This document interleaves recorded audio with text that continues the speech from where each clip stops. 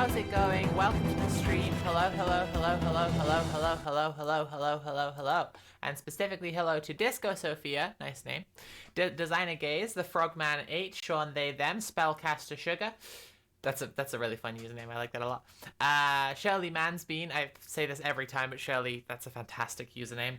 Hello and welcome to Leonix1. Hello, Miss Tommy22X, and hello, Conquest of Cornbread. Welcome to the stream, everyone. It's lovely to have you all here. I hope you all had a fantastic Get Really Baked and Watch the Matrix Day if you celebrate. Lexi Plays Fast, hello, welcome to the stream. Artemis Argesh, hello, welcome to the stream. Turbulence Q and Trash Goyle NB Doll, hello, welcome to the stream. Okay, so today on the stream, oh, hang on. My donation bar's gone. Look how all the donation bar's going. Okay, so when we hit the donation goal here, I will be able to pay Pinko the Clown to come and do an extra stream next month, besides any that I have planned. That's going to be the rolling thing. Since it looks like we're going to hit it, I need to be able to say there's going to be an extension goal. So once we hit this goal, since it looks like we're going to hit it, I'm going to set another £400, and if we hit that goal, Nat is going to have a debate stream. Which I don't know how much of an enticing goal that sounds like to people, but to me that's a very exciting prospect. Spaghetti Cat, hello, welcome to the stream. Carrie Magic, hello, and welcome to Anarchomancer 16. Okay, would not wish that upon Nat, no.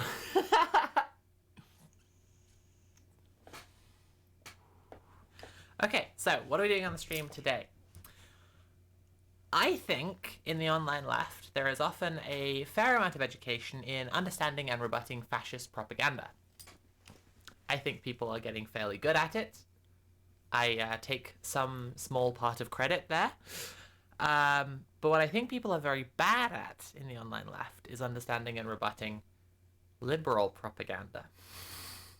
So, when I was over my friend's house for Get Really Baked and Watch the Matrix Day yesterday, I went to the newsagents to get some snacks, and I saw a front page article in the magazine, The New Statesman. The article is titled, "Why the Right is Losing Everywhere." I thought, that's interesting. That is not what I would describe as happening currently in electoral politics at all.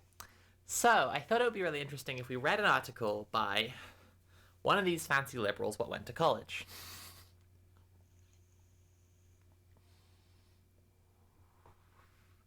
Thoroughly enjoying this bandana arc you're on. Well, you're going to enjoy my summer looks even more then, because I hate getting sunburn on my scalp, so I'm going to wear a lot of bandanas through the summer. That's coping by them, I agree. Debate streaming is the mind killer. I do not want to torture Nat. Nat and I met in Debate Society. She is a champion debater.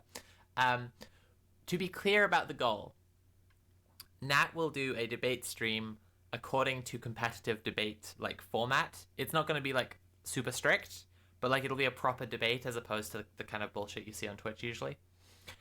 Ooh, I bet they live on a goddamn coast too. Ooh, yeah. It's one of these liberal coastal elites. That's right. I bet they live in Islington.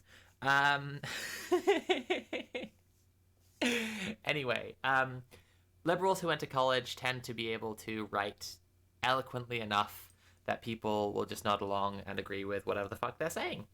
And so I thought that it would be quite good to apply some critical thinking and be able to apply critical thinking when we're reading something that is otherwise well written, right? So for the first part of the stream, we're going to read Why the Right is Losing Everywhere by Jeremy Cliff. Or I think the formal title given by the author is The Slow Death of Western Conservatism. Nat's cringing just off screen. Hello, Kunzi1403.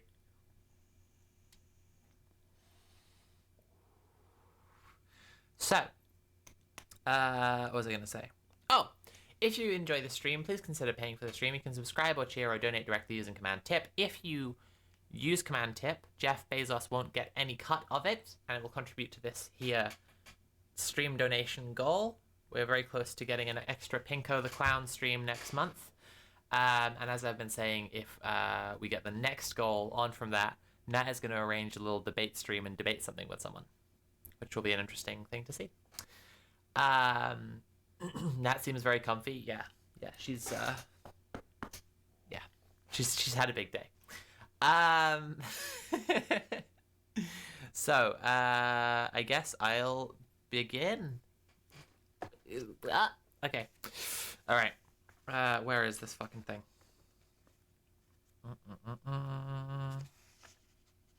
Conservatism in Crisis, page 20. All right. All right, then. The Strange Death of the Center-Right. I'm cringing inside out at what you were describing. Okay. The Strange Death of the Center-Right. A decade ago, it was in ascendancy, but today, conventional conservatism is losing support throughout the West. How did such a dominant political force sink so low? So, I think this is going to be fascinating to... one thing to apply here is just, like, political tendency literacy. Because as they talk through different factions, political parties, and try to ascribe their politics to different names, it gets pretty wacky. That's like a really easy way to start catching what the fuck is up with this article. Published in 1935, The Strange Death of Liberal England narrated the decline of the Liberal Party from its 19th and early 20th century zenith to its interwar irrelevance. The book's British-American author George Dangerfield, incredible name, did so not primarily through election statistics, but by charting the submission of a once dominant domain of English life to deep and lasting social shifts. Factors such as the suffragette movement, trade unions, and the rise of class politics, he argued, had coincided with the decline of a certain social milieu. That of a reform-minded, bourgeois Victorian Englishman who believed in freedom, free trade, progress, and bore his liberalism with that air of respectable and passionate idiosyncrasy which is said to be typical of his nation. Dangerfield's approach commends itself to the great story of political decline in our own times. Much ink has been spilled on the woes of centre-left parties, of PASOKification, the term deriving from the collapse of Greece's PASOK party amid the country's crisis in the 2010s. Do people remember this PASOKification? This was a discourse that was going around a few years ago, pointing out how basically all centrists were just getting completely fucked up all over Europe in all elections. And yeah, it was a pretty accurate thing. A crucial misstep that the article has already made is that PASOKification, when it was going around as a term, was being used to talk about the centre-left and centre-right. because what they were pointing out was how everyone was getting extremely radicalized and nobody wanted to listen to boring fucking liberals anymore. But anyway, this article wants to paint PASOKification as centre-left decline, because they have a word they want to sell us. Okay. Yet those obituaries now look premature, as Joe Biden, Olaf Scholz, Spain's Pedro Sanchez, Australia's Anthony Albanese, Lula in Brazil, and others can all attest. At this rate, they will be joined next year by Keir Starmer, potentially leaving no major Western country led by a traditionally mainstream right party. Even PASOK itself has made a modest comeback. Today, it is the centre-right that looks to be in most trouble, quite possibly more damaging and lasting trouble than that facing the centre-left. Again, it's all very well to say that, like, the guy whose style you're, like, pastiching, I guess, didn't use election statistics, but, like, buddy, do you think you could use some election statistics? Because, like, but we'll get into it. Yet the reality has not received the attention it deserves. As the political scientists Tim Bale and Cristobal Rivera Caltvasser wrote in Riding the Populist Wave 2021, scholars have in recent years devoted so much attention to the decline of social democracy and the rise of the populist radical right that they've paid less attention than they should have done to the mainstream right. Survey the political landscape of the early 2010s. David Cameron was British Prime Minister, Nicolas Sarkozy was France's President, Angela Merkel was German Chancellor, and Donald Tusk was Poland's Prime Minister. All were essentially personifications of their country's conventional conservative tradition. That's not true. That's not true. David Cameron was not a personification of the British conservative tradition. He was actually, very, very neoliberal. He was really favored as being a young, fresh-faced Tory who was gonna sex up the party. Can this be applied to the Lib Dems? Kind of. The Lib Dems have a very complicated history. Anarcho-Bidenism that's taking the Democratic Party by storm. Yeah, absolutely. Absolutely. Fuck Nicolas Sarkozy, all my homies hate Nicolas Sarkozy. Yeah, I believe that.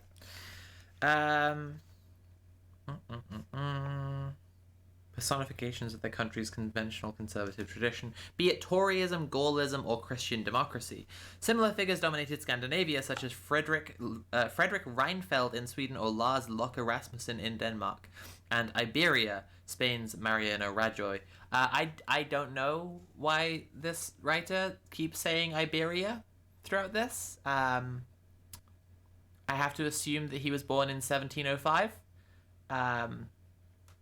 That's just something we're going to be dealing with for the rest of the stream. Viktor Orban, a seemingly orthodox conservative, had just retaken Hungary's premiership. Across the Atlantic, a Democrat held the White House, but Barack Obama's challenger in the 2012 election was Mitt Romney, an impeccably mainstream Republican and former governor of liberal Massachusetts. To the north, Stephen Harper, a self-described Burkean conservative, dominated Canadian politics. The picture today is drastically different. In all of those countries, the moderate conservative tendency represented by those leaders has been sidelined. It has either been displaced by more hardline elements within the same party or by another party farther to the right, or it has started cooperating with the hardline right, or has been partly or wholly marginalized within the political system. In one notable case, Orban, it has self-radicalized. In several countries, more than one of these things has occurred, and as with the demise of English liberalism charted by Dangerfield, these examples are about more than swings of the electoral pendulum. Rather, they speak of deep sociological and socioeconomic changes, of the decline of a certain domain of life in much of the West that once provided moderate conservatism with its base, and perhaps, yes, of its strange death. So, it's just very bizarre grounds that it works from to begin with. Like I say, I don't actually think that Merkel, Sarkozy, Tusk, and Cameron are personifications of their country's conventionally conservative tradition. Merkel, for instance, was leader of the... I don't know if she was leader, but, was a chancellor for the Christian Democratic Union. And, she opposed gay marriage and abortion, but didn't enforce those beliefs, right? Like, she... I find that, like...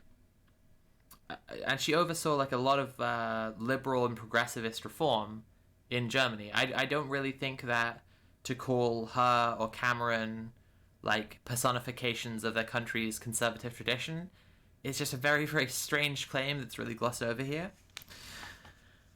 Four main forces... But I mean, the real point here is that they're centre-right. And yeah, sure, they're centre-right, I guess. Four main forces appear to be at work in the Western centre-right's decline. So this is going to be an interesting bit, right? We've charted that 10 years ago there were all these centre-right people and parties who had some form of power, and today they don't. And a lot of what's going on is that much, much further right factions have emerged and either sidelined them or become them or whatever. How did that happen?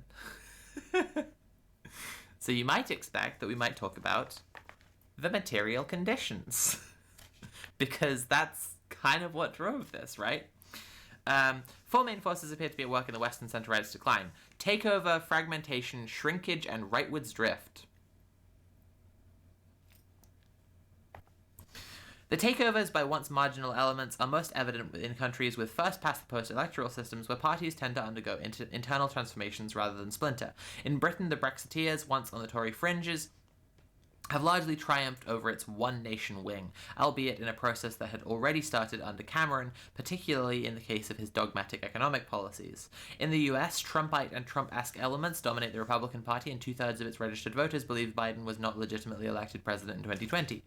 On 11th of January, the New York Times published a dialogue between Bret Stephens and David Brooks, in which the two centrist Republican columnists, perhaps the 2023 equivalent of Dangerfield's liberal English gentleman, lamented their newfound political homelessness. Trump brought the three horsemen of the apocalypse: immorality, dishonesty, and bigotry, bewailed Brooks. The party complicit in all that is dead to me. Wah! Wah! Trump brought immorality, dishonesty, and bigotry into the Republican Party. In proportional voting systems where smaller parties can more easily gain a foothold, fragmentation has been more common. In Denmark, for example, the former Prime Minister Lars Løkke Rasmussen in 2021 broke with his Venstre party over its rightwards drift and formed a new centrist party. Cool, my guy. The Moderates, which subsequently almost halved Venstre's vote. In Sweden, Now that's interesting, right? Right? Like, he formed a new centrist party and that took almost half the votes away from the right-wing party. Like, does that not speak to something? Is there not something going on there that's, like, counter to the narrative that we're being told? Because it seems like there are actually a lot of, like, conservative moderates who are not happy with the situation. In Sweden, the centre-right moderate party hemorrhaged so much support to the far-right Sweden Democrats that it was overtaken by them at last year's election and had to do a deal with them in order to govern. In some countries, the centre-right has lastingly shrunk under pressure from the hard-right on one side and the centre-left on the other. In Brazil, the centre-right always used to make the runoff round of presidential elections, but the rise of Jair Bolsonaro to its right has marginalized it. Simone Tebet, its candidate in last year's election, took just 4% of the vote in the first round and subsequently backed the left of centre Lula. In Italy, even Silvio Berlusconi's populist light Forza Italia, to the extent that it was ever centre-right, is being eaten up by Giorgia Meloni's post-fascist Brothers of Italy, which now leads the country's government for the first time, and may not outlast him. Yeah, how this guy's going to talk about Meloni, who's a fascist, is going to cause us a bunch of problems in a second.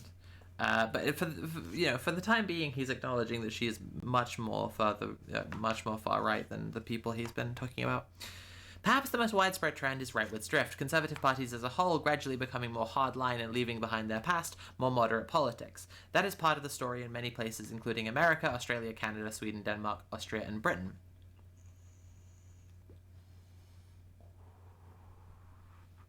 Post-fascist, dude. It's called fascism. Yeah, I mean, that's what I thought when I read it as well.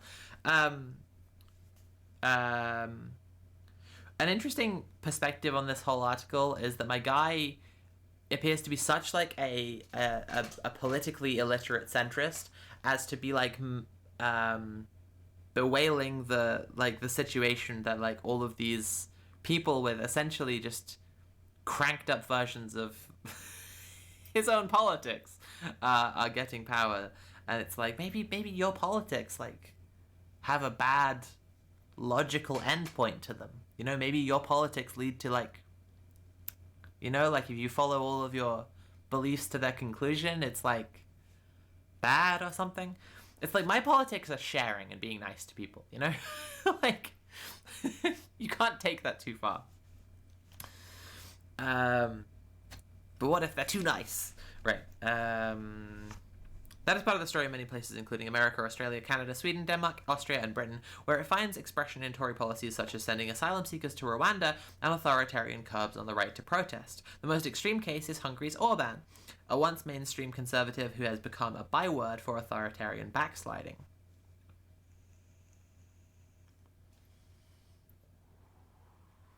The use of backsliding is also interesting. Like, who is backsliding? There's a teleological perspective of history, right? Where it's like, we all used to live under authoritarian kings, and so any like authoritarian shaping of modern governments is sliding back toward what we had before liberal capitalist democracies.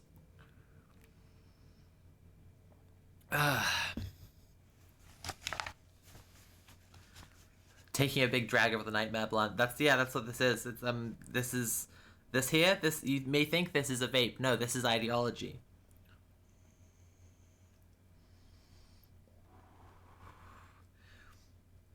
Less extreme but nonetheless striking cases of this drift are Spain and Germany. In both, a centre-right party previously led by plodding moderate consensus broker Mariano Rajoy, Angela Merkel, lost power and appointed a more pugilistic replacement. Pugilistic! That's a good word, right? Chat, do we know the word pugilistic? Should we get a definition up? Pugilistic. This is what I mean. You read these articles by fancy college liberals, you get some nice words. You get some, some $15 words. It means wanting to fight, basically. You could use aggressive. Seeking out fights. Pugilistic replacement, Pablo Casado, Friedrich Merz, under whom it lurched to the right. Spain's Partido Popular now campaigns under slogans like freedom or communism, routinely accuses Sanchez's centre-left government of treason, and has done deals with the far-right Vox party. Meanwhile, Merz is giving Germany's Christian Democrats a provocative new edge unthinkable under Merkel, referring to the influx of Ukrainian refugees as welfare tourism, and following violence in Berlin on New Year's Eve, blaming migrant families for spoiling their sons, whom he described using the racially loaded term little pashas. So pasha is a German word for, like, pimp. So racially loaded is one is extremely racist and fascist way to describe them, actually. In at least one case, all four forces are present at once, that of France's Republicans, heirs to the country's once mighty Gaullist tradition. They've experienced fragmentation, with liberal Gaullists such as Bruno Le Maire, now economy minister, defecting to join Emmanuel Macron in the centre. That has left them open to takeover and radicalisation. In December, they elected Eric Ciotti, head of the hardline à droite, to the right faction, as their new leader. This followed a humiliating defeat for Valérie Pécresse, one of the party's remaining moderates, when she ran as its candidate in last April's presidential election.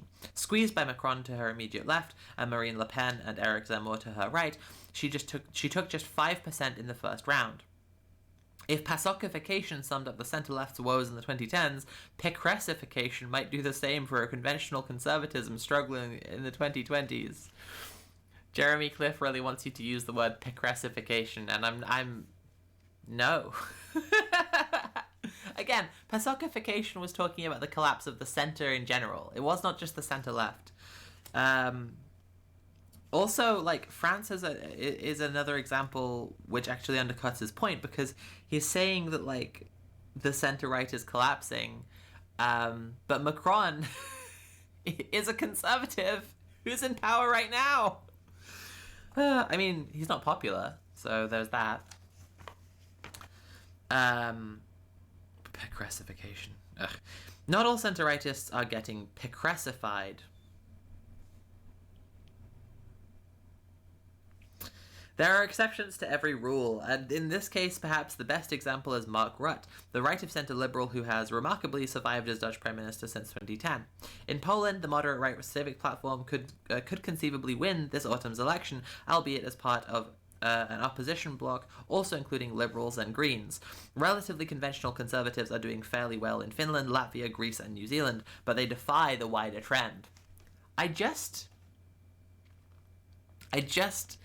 He has not actually set out and demonstrated the premise of what's happening here. This why the right is losing everywhere. Like the cover picture has a pensive looking Rishi Sunak sitting on a big red down arrow to indicate that the popularity of the right wing is declining, which would be lovely news if it were true. It's just so bizarre, and also yeah, whatever. Okay.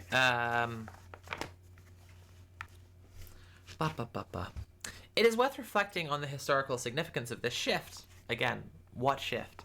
The moderate centre-right has been the West's most powerful and successful ideological tendency over the past 7 decades. One nation Toryism in Britain marked the Churchill, Eden, Macmillan, Heath and Major premierships, and to a debatable extent elements of the Thatcher one. Eisenhower republicanism in the 1950s America laid the political and socioeconomic foundations for US supremacy in the later 20th century and remained a potent political force there until the mid-2010s. And, as the historian Jan Werner Muller puts it, in the core countries of continental Western Europe, Germany, Italy, the Benelux countries, and France, it was actually Christian democracy which proved central to constructing the post-war domestic order and the welfare and modern administrative state in particular. Christian Democrats such as France's Robert Schuman, Germany's first federal chancellor Konrad Adenauer, and Italy's Alcide de Gasperi founded the post-war European project. Other cases complicate the picture somewhat.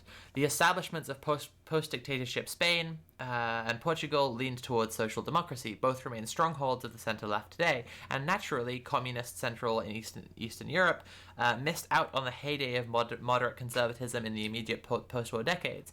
But still, centre-right figures played a significant role in 1990s, 2000s, and 2010s Iberia, José María Aznar in Spain, and José Manuel Barroso in Portugal. And post-communist Europe, Jerzy Buzek, I'm sorry, I'm pronouncing that wrong for sure, Mart Laar in Estonia, or indeed Merkel as a former East German. This is, oh,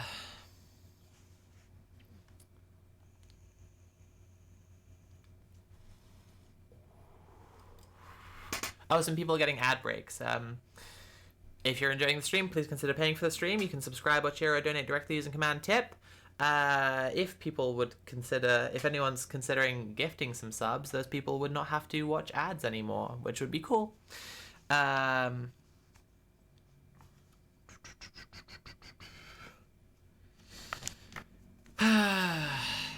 New Statesman is such fucking dribble, honestly. This is... Are we going to read Hannah Barnes' What Really Happened at Tavistock next? That's another title article there. What Really Happened at Tavistock. That's going to be infuriating to read.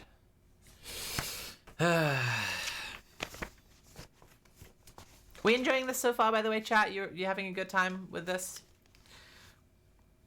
Okay.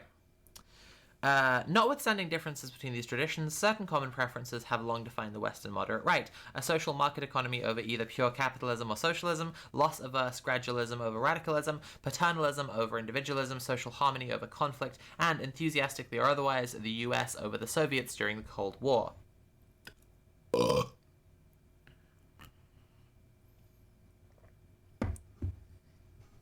We can read Jacobin instead. Yeah, that's a good time. I'm sure there'll be no liberal gibberish in there. Most such parties were rooted primarily in the clerical and managerial classes of post-war industrial economies, but sometimes parts of the skilled working class too. Skilled working class.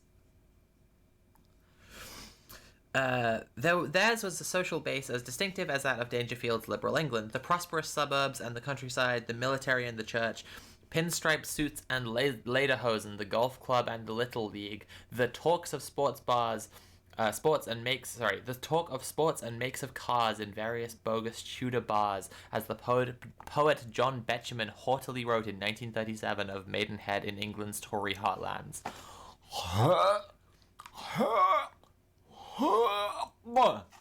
Okay. They were rooted in a world of stability, deference, institutions, and order. A world that wanted keine Experimente. No experiments, to quote Adenauer's iconic slogan.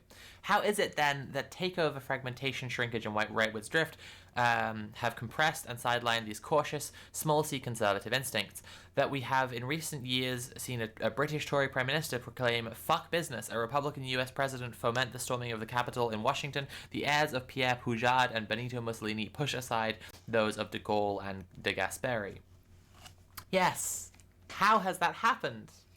Could it be something to do with people being able to afford to live? Where for Dangerfield, factors such as suffrage for women and the rise of working-class politics drove change, today various equivalent forces are at play. First is the drastic increase in the share of the population with tertiary education. You see, it's not that this guy went to college that's the problem. It's that we went to college. Tertiary education, which is closely associated with more liberal and individualistic social attitudes. Second, and relatedly, is secularization and the decline of conventional organized religion. See Maddock Cairns' essay on this subject on page 30. Shall we check out the essay about Britain becoming godless later? I think that could be fun. Third is the growing diversity of most Western societies after several generations of large-scale immigration and the gradual but uneven normalization of that diversity. And fourth is the so-called silent revolution and the rise of non-material cultural political issues such as racial, sexual, and gender identity. Hey, that's us! Woo! We got a shout out in the article. How exciting! All four of these shifts may have been many decades in the making. Demographic change is really slow, but when it comes, it's really relentless, notes Robert Ford, a political scientist at the University of Manchester and co-author of Brexitland. There was a huge confessional religious dimension to the centre-right until recently, but it is just not the centre of gravity it once was. That is the product of 30 to 40 years of gradual decline, but only in the past 10 to 20 years has it stopped being a bankable vote for moderate conservatism. It's just fascinating to see this. I've not seen this term silent revolution before, by the way. That's pretty fascinating to me. But, I do think that social revolution has a lot to do with what's going on. Gumba Master, thank you so much for the £40 and for saying to bring back clown to the world, maybe playing Psycholonials in the process. We could check out Pinko playing a game. That could be fun. Social revolution, I think, is a really, really relevant force to discuss in why the center right is disappearing. If it is disappearing, if you want to talk this premise through, if you've been assigned this by your editor, and fucking someone has a gun to your head and you must write this article, the fact that people have the people in our generation have these wildly different, very, very progressive views compared to their to their parents. I think that does have something to do with what's going on here, because we have a revolution and a counter-revolution, and that's why people are clearing out of the center. And that was the PASOKification that we were talking about earlier. But no, apparently that was just on the left, and we need a new term. Fucking Picressification. Embarrassing, honestly. Okay. Parties, he adds, can be slow to adapt. That Britain today has its first Asian Conservative Prime Minister is the product of decades of social changes. Most of the Tories' counterparts elsewhere in the West are a long way, perhaps decades, behind. Yeah, the Tories are so progressive. Ah!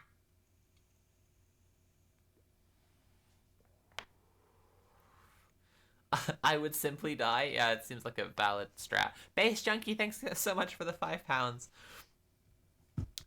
Where were we up to? Where were we up to? Asian Conservative Prime Minister. Alright, cool. Some, like swaths of today's US Republican Party or its namesake in France, are going the opposite way, embracing a new role not as the Big Tent healers of social divides, but as the political wing of white resentment as society's growing diversity. Society's growing diversity, you know? Society's growing diversity. This is one that I really want to point out, actually. If we're doing this to learn about how liberals write about shit, society's growing diversity is a fascinating phrase to pick apart for a second. What society? Where? Who? Who is a part of it? Who gets to be in it? It's becoming more diverse? Where did those people come from? They weren't part of society before? What the fuck are you talking about, my guy? Resentment at society's growing diversity. Fucking hell. This is why you have to have an understanding of imperialism, you see? It's just like the way that immigration is being stoked as an issue by the far right within the imperial core is something that you could talk about in this article. Again, if you had to, if you have a fucking gun to your head making you write this fucking article. No, Hextralion, I'm afraid we don't live in a society. That's not a prescribed view on this stream. We live in an economy. It would be nice as fuck to live in a society. Even in the most proportional electoral systems, it is impossible to win power by harnessing the support of one narrow specific segment of society. Rather, parties have to create platforms that establish common ground between several or many of them. The traditional center-right of the post-war decades could do so by bundling moderate social conservatism, moderate by the standards of its day at least, with the pro-business economic conservatism favored by higher earners. But today, those two elements are coming apart. Richer folk are more likely to have gone to university and be socially liberal. We'll get to that in a second. While social conservatism is more associated with poorer groups, that puts center-right politics in Zugzwang, forced to move but with no good options. It can emphasize its social conservatism and lose pro-business graduates to the center, or play it down, shore up its support among those voters, and lose social conservatives to the radical right. Okay.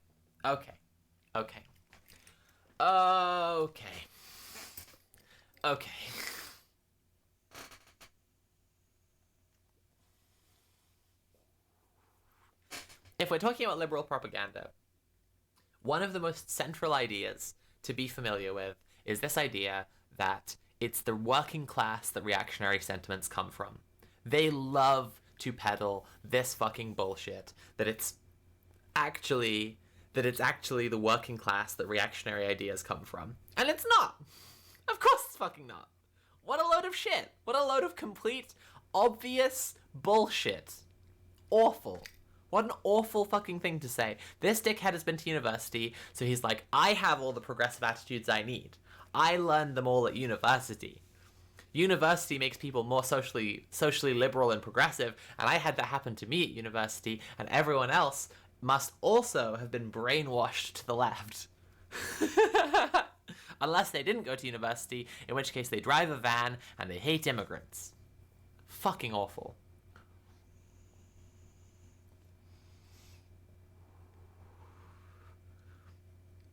This myth underpins so much liberal propaganda. It's genuinely awful. A much more useful way of understanding what's happening here would be from Mark Fisher's Post-Capitalist Desire lecture series, right? Where he talks about group consciousness raising. So when people are oppressed by something, they have what's called ressentiment in Nietzschean philosophy and similar, right? Where it's a form of resentment which places all of your frustrations onto an object of your frustration, right? You think that all of your problems come from this thing, right? And when you do that, you create inferiority in your mind. You make yourself weak compared to the thing, because the thing is hurting you. It's making your life worse. So it must be more powerful than you. But if you come together with other people like you who are experiencing the same problems, you realize this thing isn't doing anything to you. Actually, it's a system that you live under, and you created group consciousness. And then by creating and raising and constructing group consciousness, you are able to step outside of that system, right? If you understand group consciousness raising, you understand that Trump and similar populist far-right candidates engaged in like a fake group consciousness raising of the working class, right? They took working class groups, and rather than raising their group consciousness as the working class, you know, doing all the based Marx stuff, they gave them a set of objects, right? They gave them a set of objects to project their ressentiment onto, right? And that builds this internal group consciousness that is complete fucking gibberish and has to be held together by the gaffer tape of conspiracy theory belief. There's a bit of Pepsi still here. And if you understand that, right, well, understanding that would implicitly require you to understand that reactionary ideas come from the bourgeoisie and not the working class, but hey ho. Okay.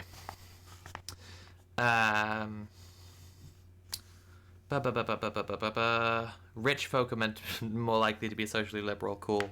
Love that.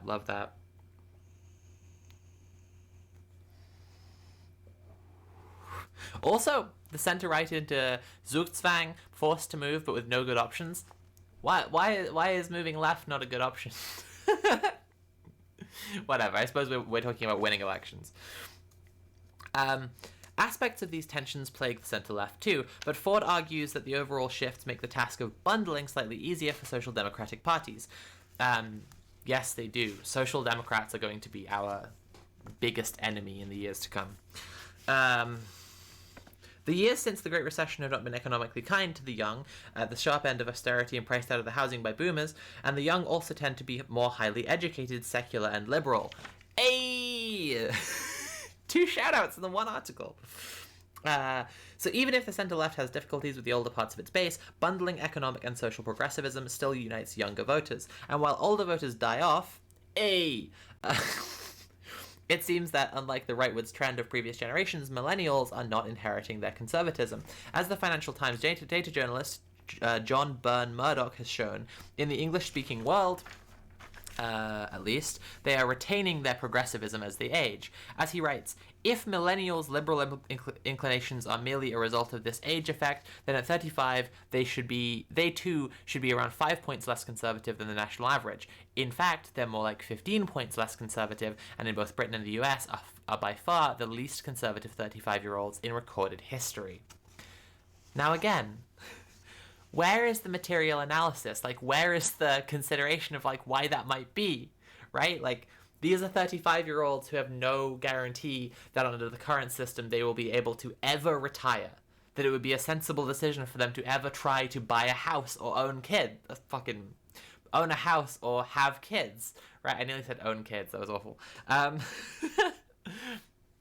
Like, there is a very obvious material driver to why people think the things that they think. And it feels like my guy is at times, like, determined to ignore. He's been hitting that ideology pen, you know?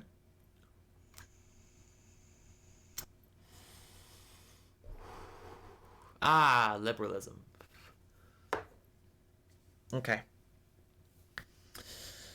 Ooh.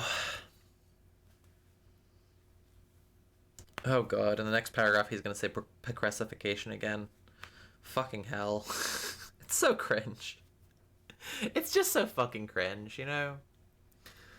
Okay. In recorded history, like, less conservative than Russian youth in 1917? That's a good question. To be sure, only rarely do political parties or tendencies die entirely. Even the old Liberal Party lived on beyond its strange death, enjoying a modest resurgence in the 1970s before forming part of the Liberal Democrats in 1988. See, the Liberal Democrats do come up. Often their remnants also become components of what succeeds them, like medieval cathedrals built with with the stone of Roman ruins. In Britain, Labour absorbed what had been the liberal project of the welfare state. William Beveridge was, after all, a liberal, as in the Liberal Party. The same is true and will be true of Picressification.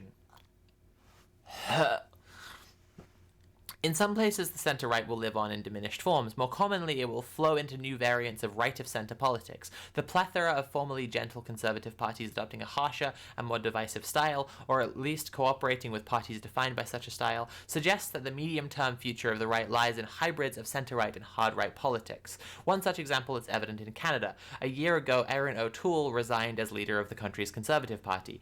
He had attempted to root the party in the conventional centre and had been wrong-footed by the wave of demonstrations by truckers angry at COVID-19 restrictions and the associated rise in the hard-right People's Party. His successor, Pierre Poilievre, embraced the truckers and moved the party sharply to the right by bashing wokery. Fuck, I love wokery. Fuck, I love wokery. My two favorite words right now are wokery and woke noun, right? Like, wokery, it's this magic little, like, pixie dust, you know? Like, they put some wokery in there and it ruins everything. Woke noun? Mwah! When a load of like newspapers in Britain at the moment talk about like what woke wants and people giving into demands from woke, I'm just like, what is that? What's woke? Anyway, wokery. Embraced the truckers and moved the party sharply to the right by bashing wokery and environmental legislation. Yet he has also pledged, our party will put forward a pro-immigration platform in the next election and we will fight for immigrants. This is canny politics in a country where a fast-growing share of the population has migrant roots. See, again, we're engaging in false consciousness raising, and if we had that framework to understand things, this would be at least like an attempt at like a sensible analysis. This is canny politics in a country where a fast-growing share of the population has migrant roots. Under Poilievre, the Conservatives have overtaken Justin Trudeau's Liberals in the polls, making him an unusual but perhaps compelling case study for rightists in other rapidly diversifying societies. Now we're going to talk about Maloney, and things are going to get absolutely nightmarish, so everybody get ready for that. But first, let's just look back over this paragraph we just read.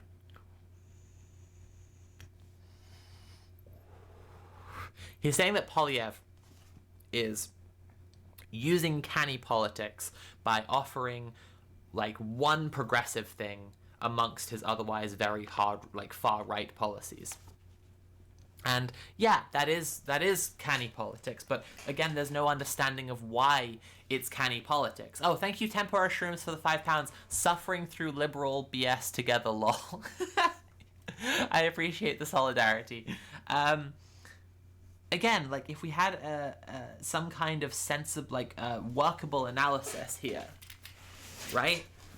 We would see that this is creating a false consciousness to align people on these socially conservative issues, because allowing them to raise their own group consciousness would like completely ruin what you're trying to do here. But no, we can't do that, because that would have to start with an acknowledgement of like systemic inequalities and the systems that oppress us all. It's just like the left has like a cohesive framework to talk about things, and liberals and conservatives, they just have to like invent words like Picressification. Okay. Maloney is another hybrid case.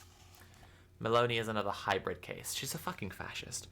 Italy's new prime minister has the platform one would expect from a party descended from neo-fascists: pro-family natalist policies, hostility to immigration, illiberal approaches to law and order, and populist welfare policies combined with fiscal orthodoxy.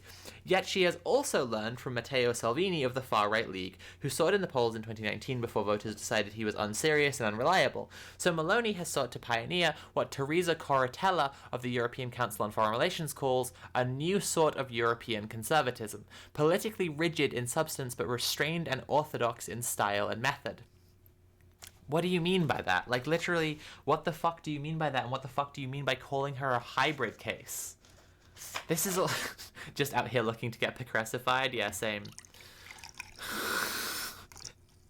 It's just fucking nonsense. It's just all total fucking nonsense. What? I'm gonna deal with that later.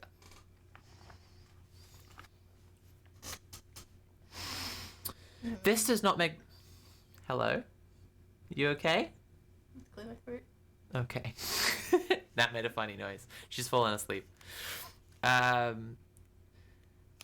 This does not make Meloni any more moderate or less dangerous, but it does give her greater political durability and influence. Recent weeks have demonstrated that as various bigwigs from the European People's Party, the umbrella group of EU centre-right, have met with her to discuss an alliance with the European Conservatives and Reformists, the more hardline European grouping of which she is president, an alliance that in long term could become a merger.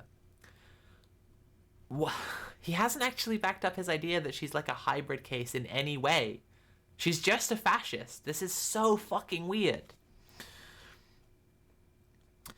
Other such hybrid entities will doubtless follow. In France, some sort of realignment on the hard right between Ciotti's Republicans and Le Pen's National Rally may now be only a matter of time. In Spain, the Partido Popular is increasingly dominated by the inflammatory personality of Isabel Díaz Ayuso, president of the Madrid region, who presents herself as a fusion of Thatcher and Meloni. So an uber-fascist. The party may go into coalition with Vox after elections later this year. America's Ron DeSantis, governor of Florida and a potential Republican presidential candidate, also exhibits Meloni-esque tactics by combining Trump's policies with a more sober, less anarchic demeanor. It's just about how like they are as people. Like it's just about their like celebrity personality. Is that it? You know, like what the fuck is this? What the fuck is this? Like, policy for policy, Trump and DeSantis are on the same. They're drinking the same Kool-Aid.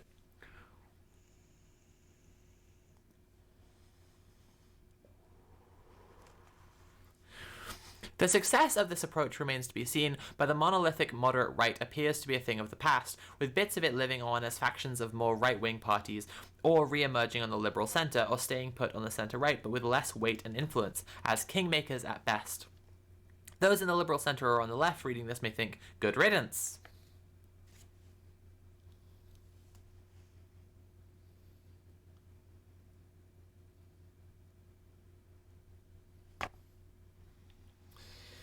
And indeed, there are plenty of decent reasons not to mourn the political careers of Cameron, Merkel, Sarkozy, and the like, but at the same time, as Bale and Rovira Kaltwasser write, parties that can represent right-of-centre voters without deliberately sowing division and discord play a crucial role in public policy and the maintenance and maybe even the survival of democracy. In a functional democracy, leftists and liberals are highly likely to lose power at some time. The pendulum will also always swing back eventually, and at the current rate, in much of the West, when it does so, it will pass through a vacuum where the moderate right once stood, and onwards, rightwards to less palatable alternatives beyond. There's the Slow Death of Western Conservatism by Jeremy Cliff. How do we all like that?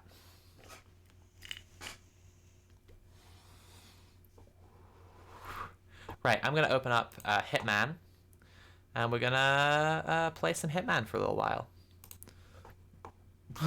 There we go. Am I facing the right way here? Yeah, this is good. Okay.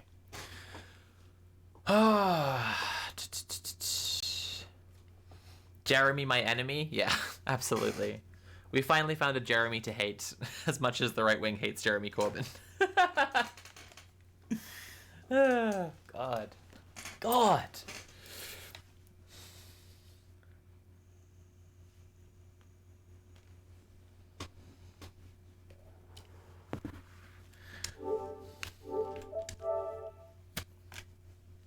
I think we should smack him over the head with the pendulum. Yeah, that could work. After listening to that drivel, I am all up for some wholesome murder. Yeah, yeah, same. Do you feel like you've learned some stuff about spotting liberal propaganda and understanding it? Because here's the thing, chat. Like, if you're about my age, there's a good chance that your parents may read publications like The New Statesman. A good fucking chance. We'll read the Tavistock one next. It'll be a nightmare. Oh, my second.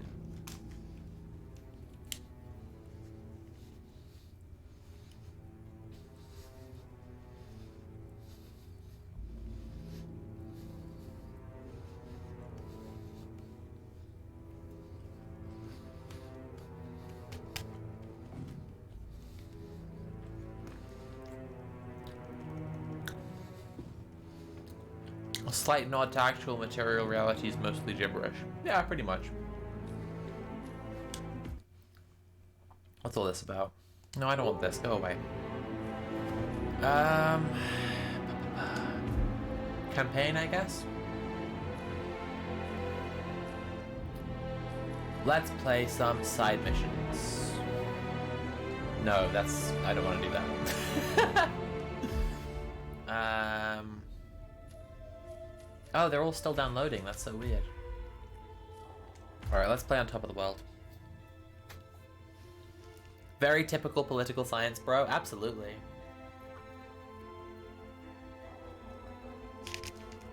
Objectives. Let's watch the briefing. Look closer. In the shadows. Behind the everyday world. Beyond the headlines and the seats of power. A hidden hand.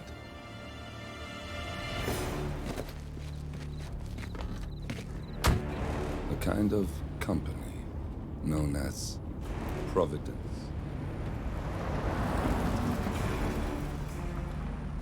To it, we were just assets.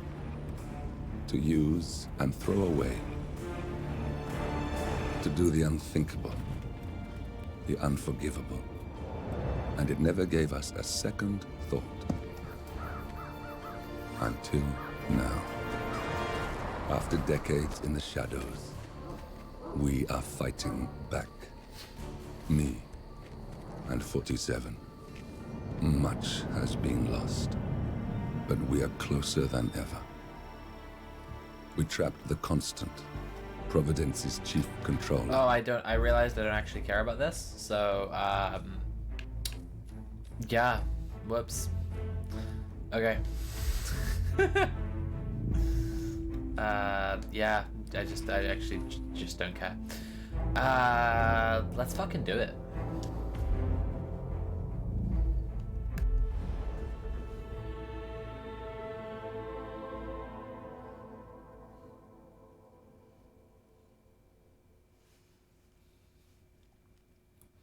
Chaos Melon, thank you so much for subscribing. Hi, didn't get to celebrate Get Baked and Watch the Matrix Day this year, but hopefully next. Yeah, hopefully. Faith FGC, thank you so much for subscribing. Everyone, please remember, if you have a Prime account, you can attach it to your Twitch account, and then you can give me a free Prime subscription, and it doesn't cost you any money, but it does give me real money, so consider doing that. Okay, what's my... I've forgotten all the controls in this.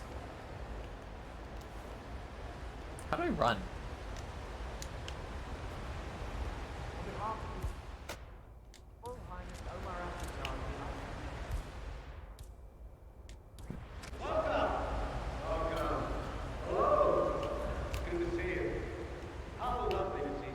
Okay. Okay. Locked from the other side. Is there a way you can do this level where you literally just run upstairs and then immediately murk the guy? Ooh, L1 is run, that's good. Good to know. Ooh, is that my guy?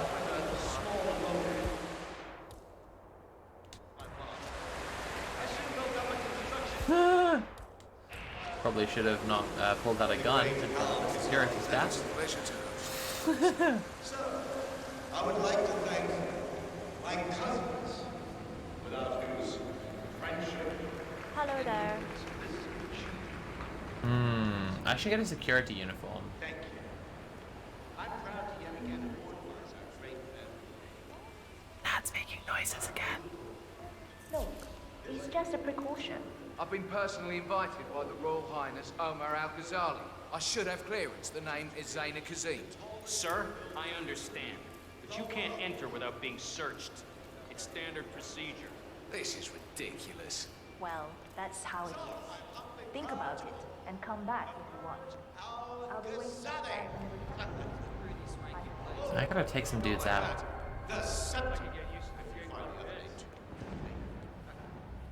Now please, be my guests and What's all this? and thank you. Oh my god, cannabis. Oh shit. Weed marijuana?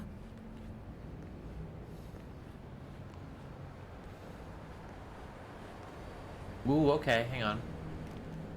If I can get someone to come out here. Oh, here's a guy. I'm just gonna take him out. Yeah. Get him. No! Oh, I completely fucked it. I've completely fucked it, you know? Oh, God. Oh, I've not played this in such a long time.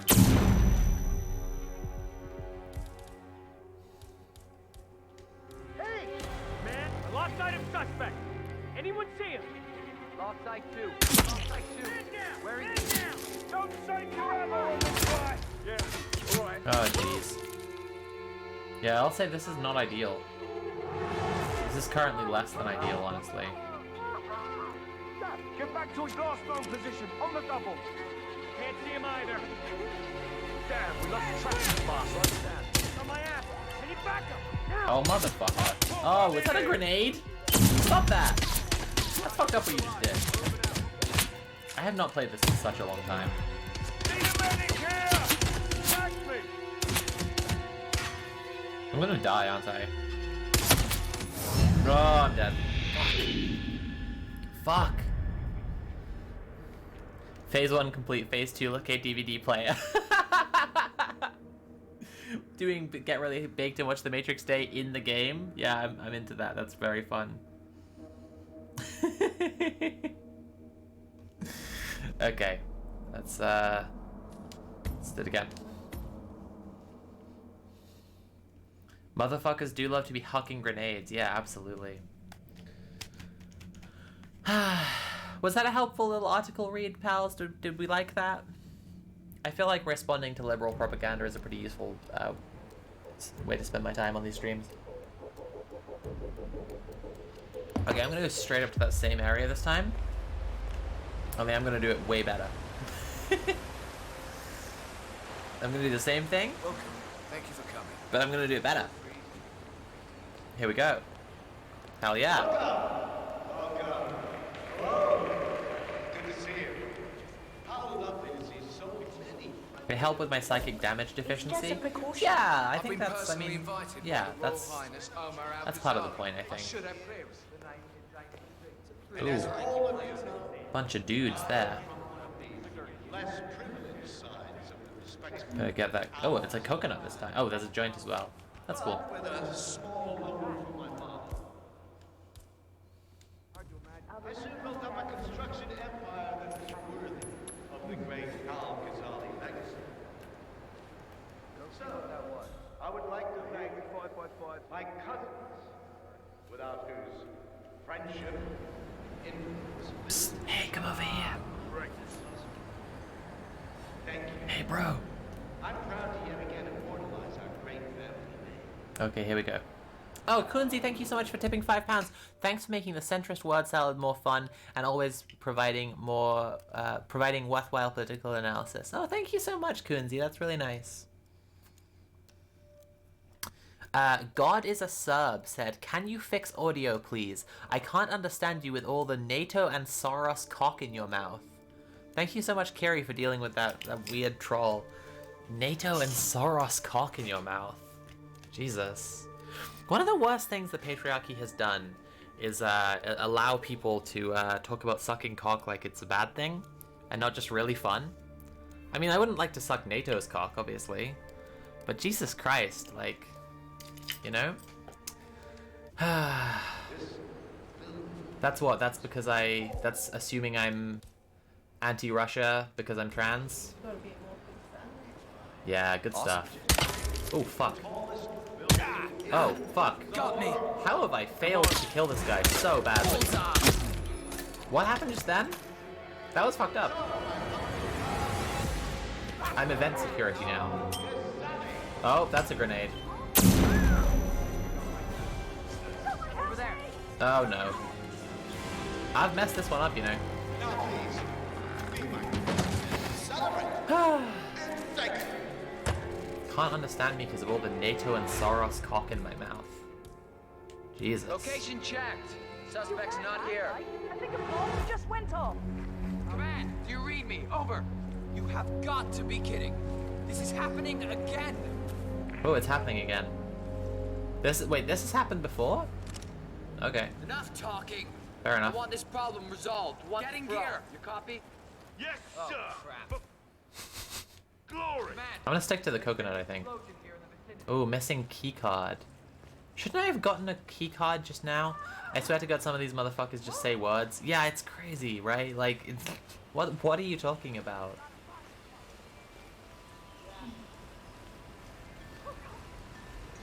Hello, sir.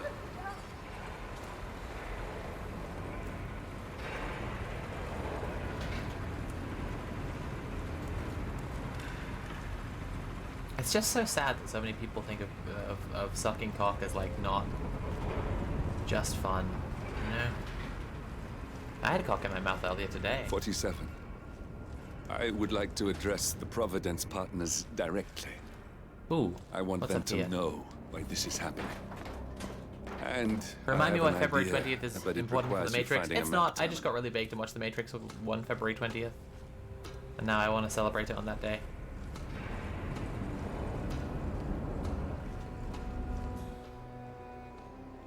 Oh, that guy has a big gun.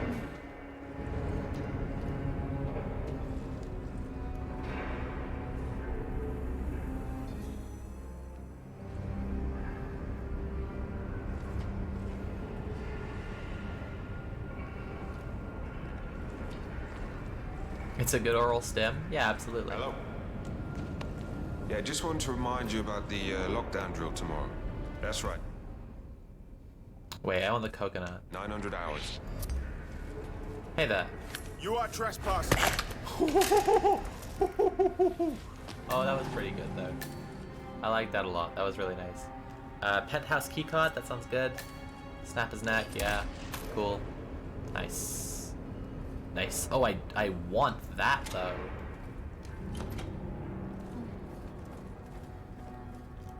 Alright, what else do we have? Fiber wire. Can I kill him with the cannabis joint? I know I can kill him with the banana. Oh, got him. Who are you? Hey. Uh-oh. Oh no. Hang on. Shit, fuck. That wasn't the... Oh no, you don't. Ah! Take me. Why am I so bad at shooting these guys? Ah, fuck. Ooh, tasty. Oh, I should stash the guy in the, stash my guy in the thing, huh? Yep. Cool.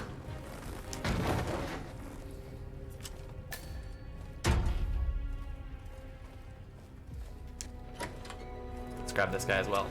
Yeah, we're going in here. Come on, buddy. Oh, interact with the keypad. Yeah, I might do that. Okay. Cool.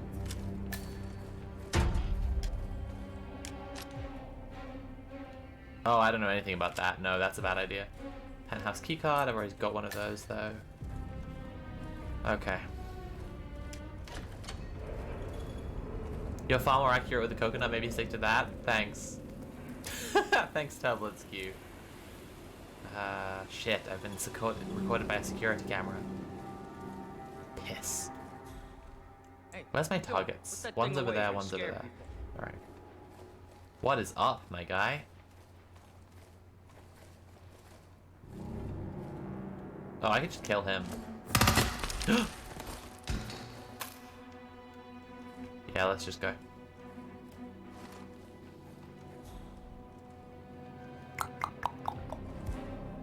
And I'm gonna stick to the, yeah. Yeah. But I like listening to the Where's my... Okay, Our looks like royal he's up another highness floor. Never complained about it before. I'm sorry, but Mr. Ingram just wondered if you got the briefing on the lockdown drill tomorrow. Okay. I'll get issued one tomorrow morning. You know how it works? Because I don't. How goes the hitting of men? Pretty okay, actually. I'm not pretending to have all the answers. I'm discovering Dubai, a place I will never be able to go for fear of being executed in real life. It's pretty. Yo. Yo.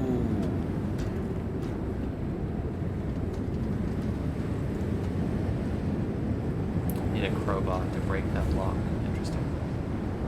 Okay, where's my guys? One of them's down there. They keep moving around, that's one thing. Okay. I'm just running through the fountain.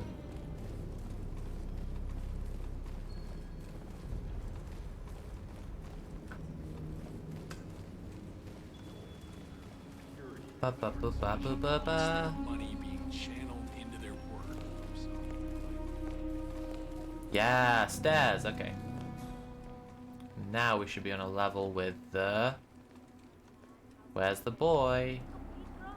Hello, boy. There he is. Cool. Nice one. Ooh, it's not that simple though, is it?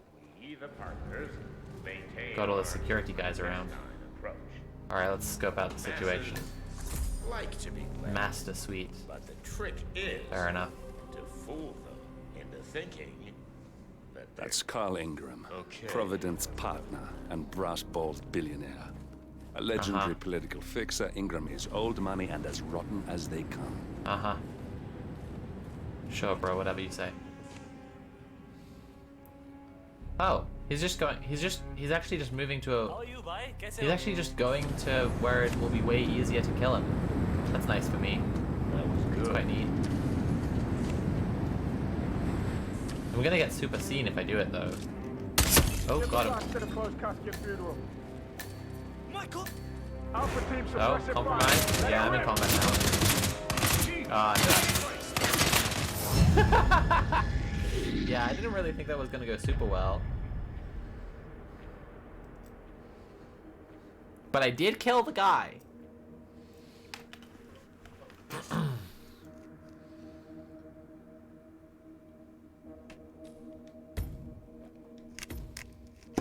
Oh.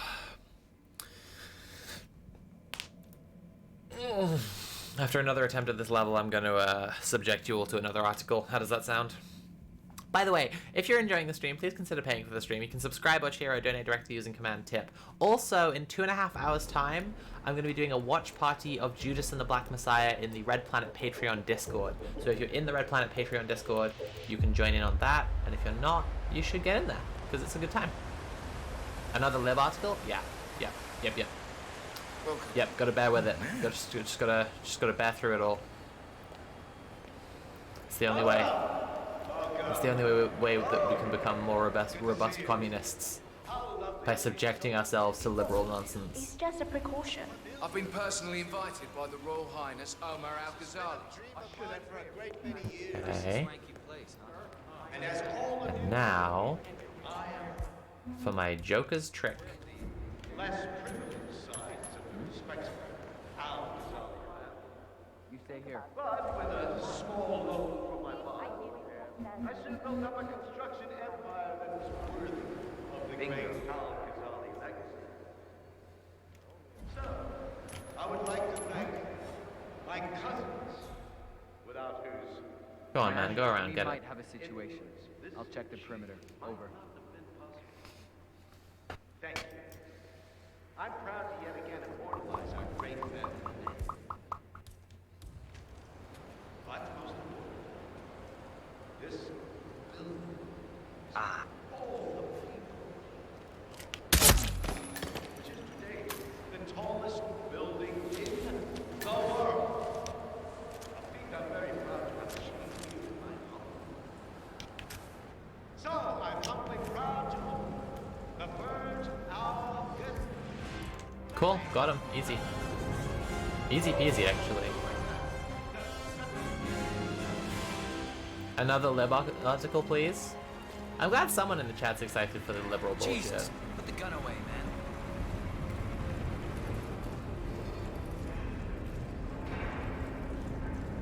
I'm glad someone's enjoying what I'm subjecting you all to.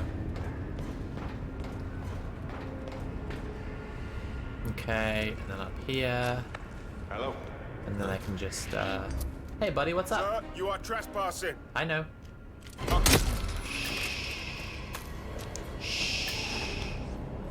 Go to sleep.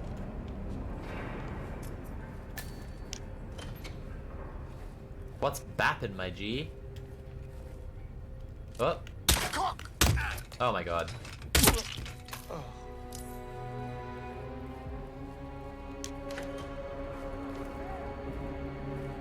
Well, shit.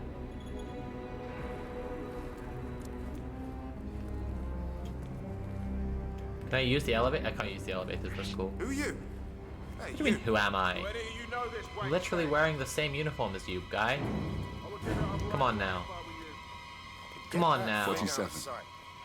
I would like to address the Providence partners directly. I want them to know why this is happening. And I have an idea, but it requires you finding a map, Taman. Okay, cool. I'm in the right bit now. Did that guy say cock? Yeah, I think he did. They're very British games, right? People act British in them. Why? Just wondered if you got the briefing on the lockdown drill tomorrow? I got it. Hey, I'll get issued. Oh, that's my guy. tomorrow morning. You know how it works? Because Oh, I no. don't. Okay, It's go easy. away. Two of us are stationed up here and below. By the card.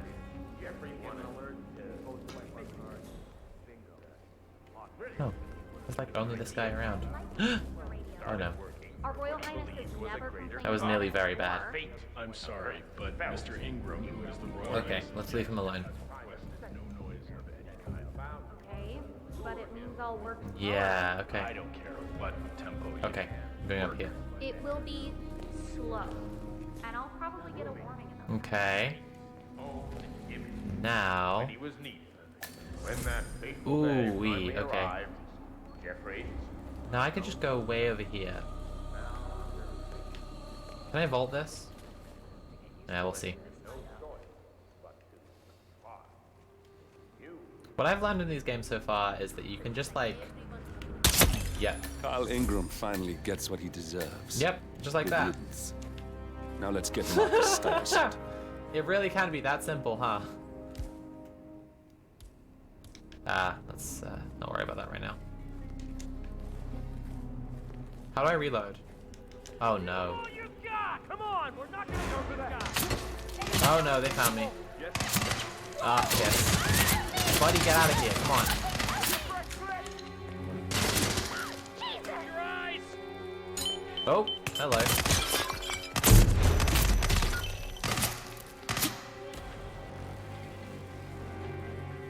What's bapping?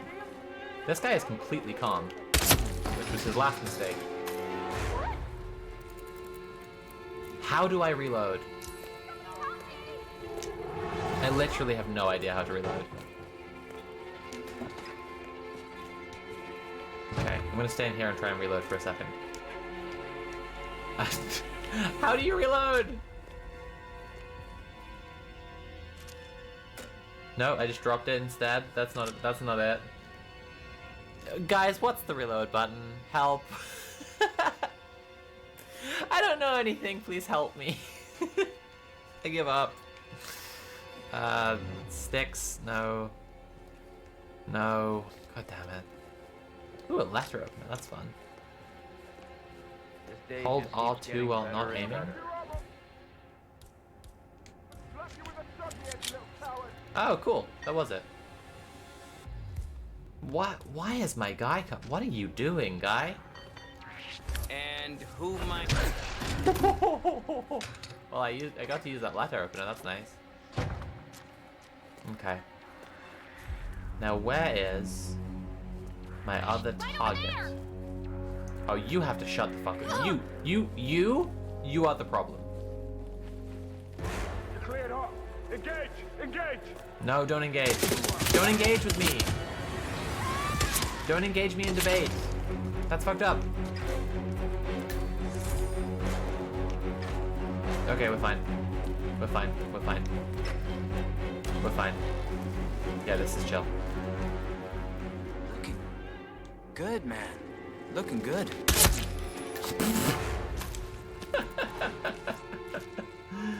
Ah, classic. Any news on the new guard assigned to Codename Pinky? I got word that he entered the building, but he isn't reported for duty yet. Probably still down at the depot, getting his uniform. I just hope. That's the other target. There, okay. I heard rumors that he used to work for that Dawood Wrangler. You know? Here we go. Oh, hell. Oh. Okay. He's just right on the openings in front of everyone. This is really hard. Okay, Jesus. Greetings, sir. Unless it's actually really easy. Sure, it wasn't cheap to pull off a We got him, 47. Oh. Soon there will be no more Providence. You need to find an exit. Our business is done here, but it's far from over. Nothing tangible yet. Still looking. Sheesh. Out. Oh my god. Oh shit! Sometimes it really is just like that, you know?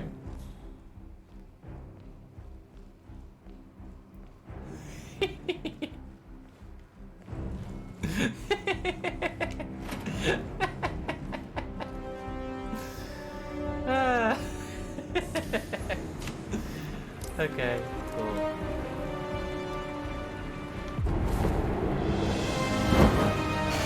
Just like that! Just like fucking that!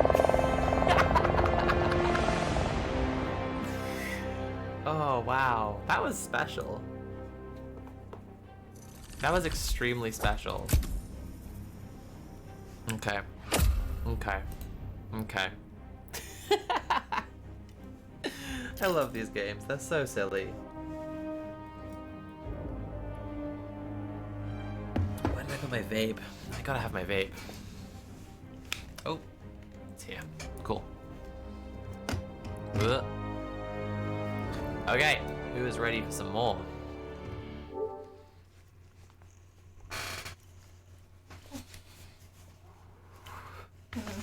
We're gonna read about what really happened at Tavistock. This should be special.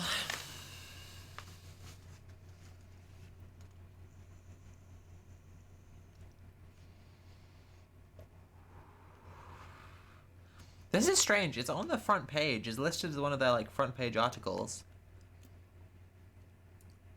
Encounter. Will Lloyd meets the journalist Hannah Barnes.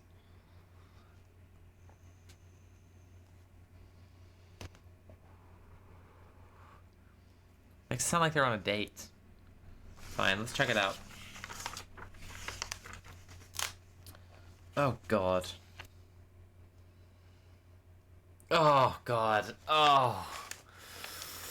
Oh, everything about this is already terrible. Okay. Okay. Oh, I think we're all gonna hate this quite a lot. Really, really quite a bit. This is gonna be a stinker. I'm just telling you all now. This one's gonna be a stinker. Here's the picture they took for the look at that, looking all pompous. Incredible. Okay. Inside the collapse of the Tavistock Gender Clinic. Hannah Barnes on the book she had to write. I assume she also had a gun up against her head.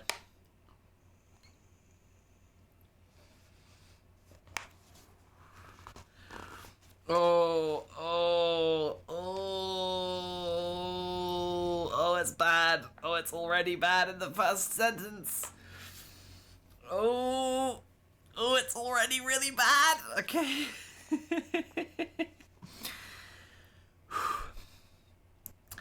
My most cowardly instincts warned me against interviewing Hannah Barnes. Those instincts had nothing to do with her, of course. Barnes is a fair, compassionate person, an exceptional documentary journalist for the BBC's Newsnight.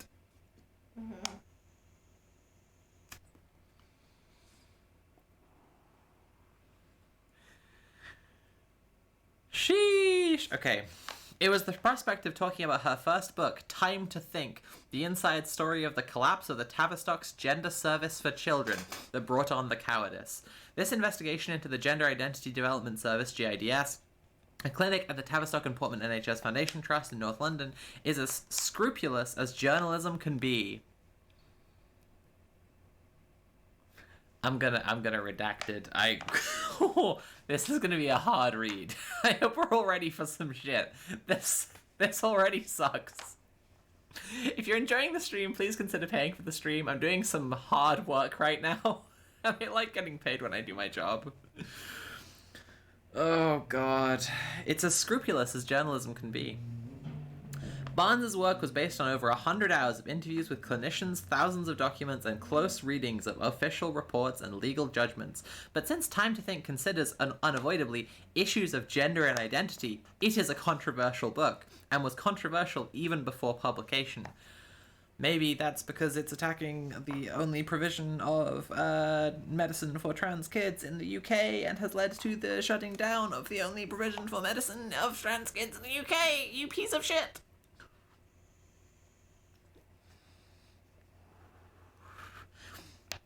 Barnes, whom I recently met in an office in London's Somerset House, told me Time to Think was turned down by every major British publisher.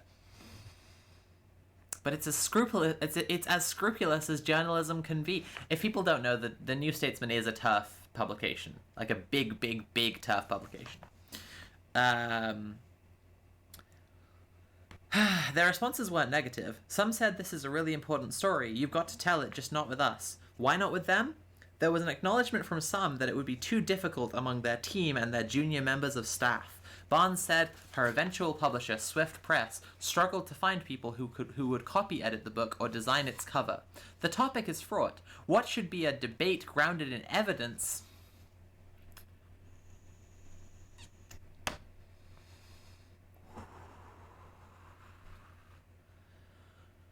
Ooh.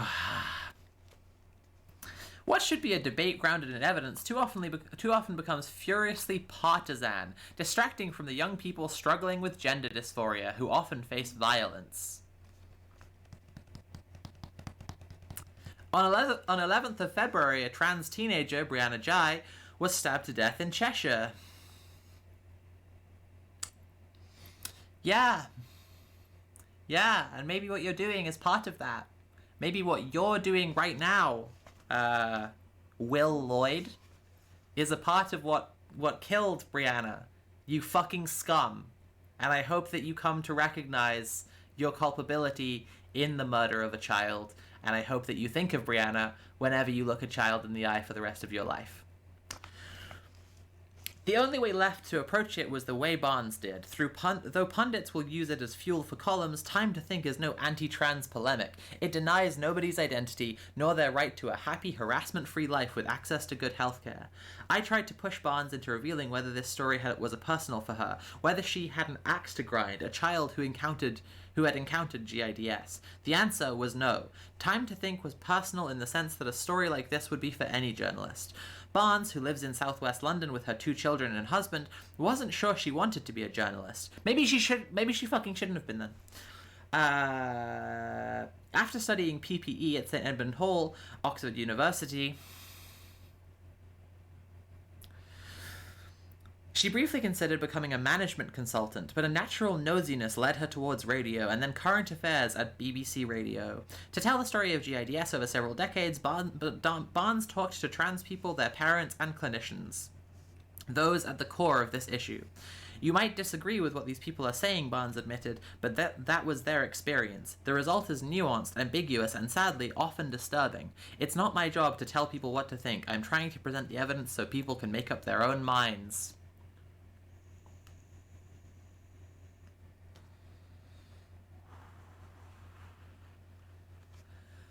I just... Can you hear the noises Nat's making? They're so cute. She's so fucking cute.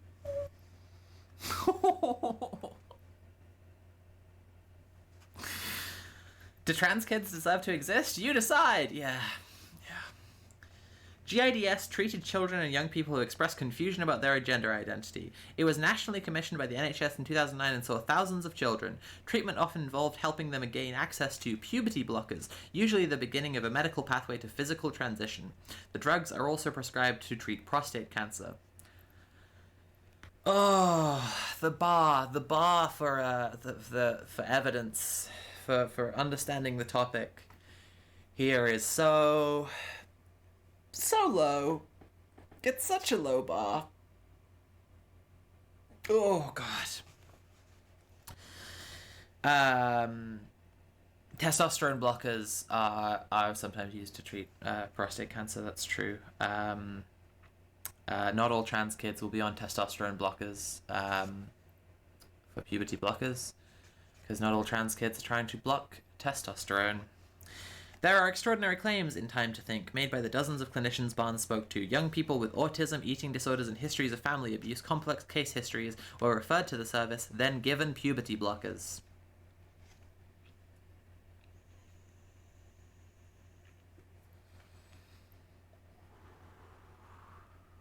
Trans kids with a complex case history, I guess, just don't deserve healthcare.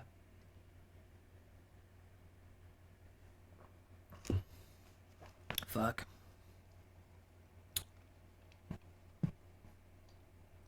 I'm already so mad. Staff involved in prescribing the drugs told Barnes they did not know how many children changed their minds about transitioning after being treated at GIDS. Well, maybe you could do a survey then, and you would find out that the number of people who detransition is just teeny fucking tiny.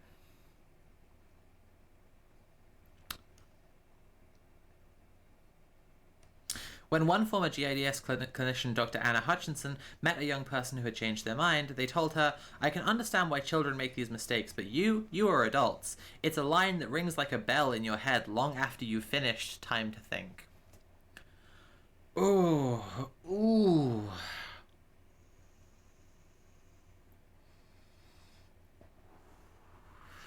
The clinic will shut later this year to be replaced by a number of regional centres that will aim to offer more holistic treatment. Yeah? Yeah? You sure about that, Will? Yeah? Where are the regional centres going to be? How many of them?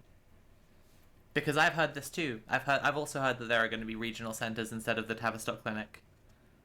I've also heard that there are going to be regional centres. Well, sure seems like you're providing the idea to your audience that healthcare for trans kids in the UK is just fine and can afford to be limited back a little because it's hurting people. Sure seems like that's the narrative that you're pushing here, Will, and it seems like that's quite an obviously anti-trans narrative. An interim report published in February 2022 as part of the CAS review into gender identity services for children found that the clinic's single specialist provider model is not a safe or viable long-term option for young people experiencing gender incongruence or gender-related distress. In the 2010s, the service buckled, according to Bernadette Wren, who was part of GIDS leadership team for a decade. An exponential increase in referrals put an enormous pressure on the clinic. In 2019 to 2020, GIDS added 2,748 children to its caseload. In 2009 to 10, the number was 97.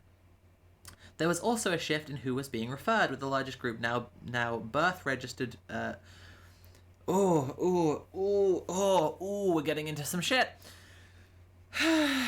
There was also a shift in who was being referred, with the largest group now birth registered females presenting for treatment in their teens.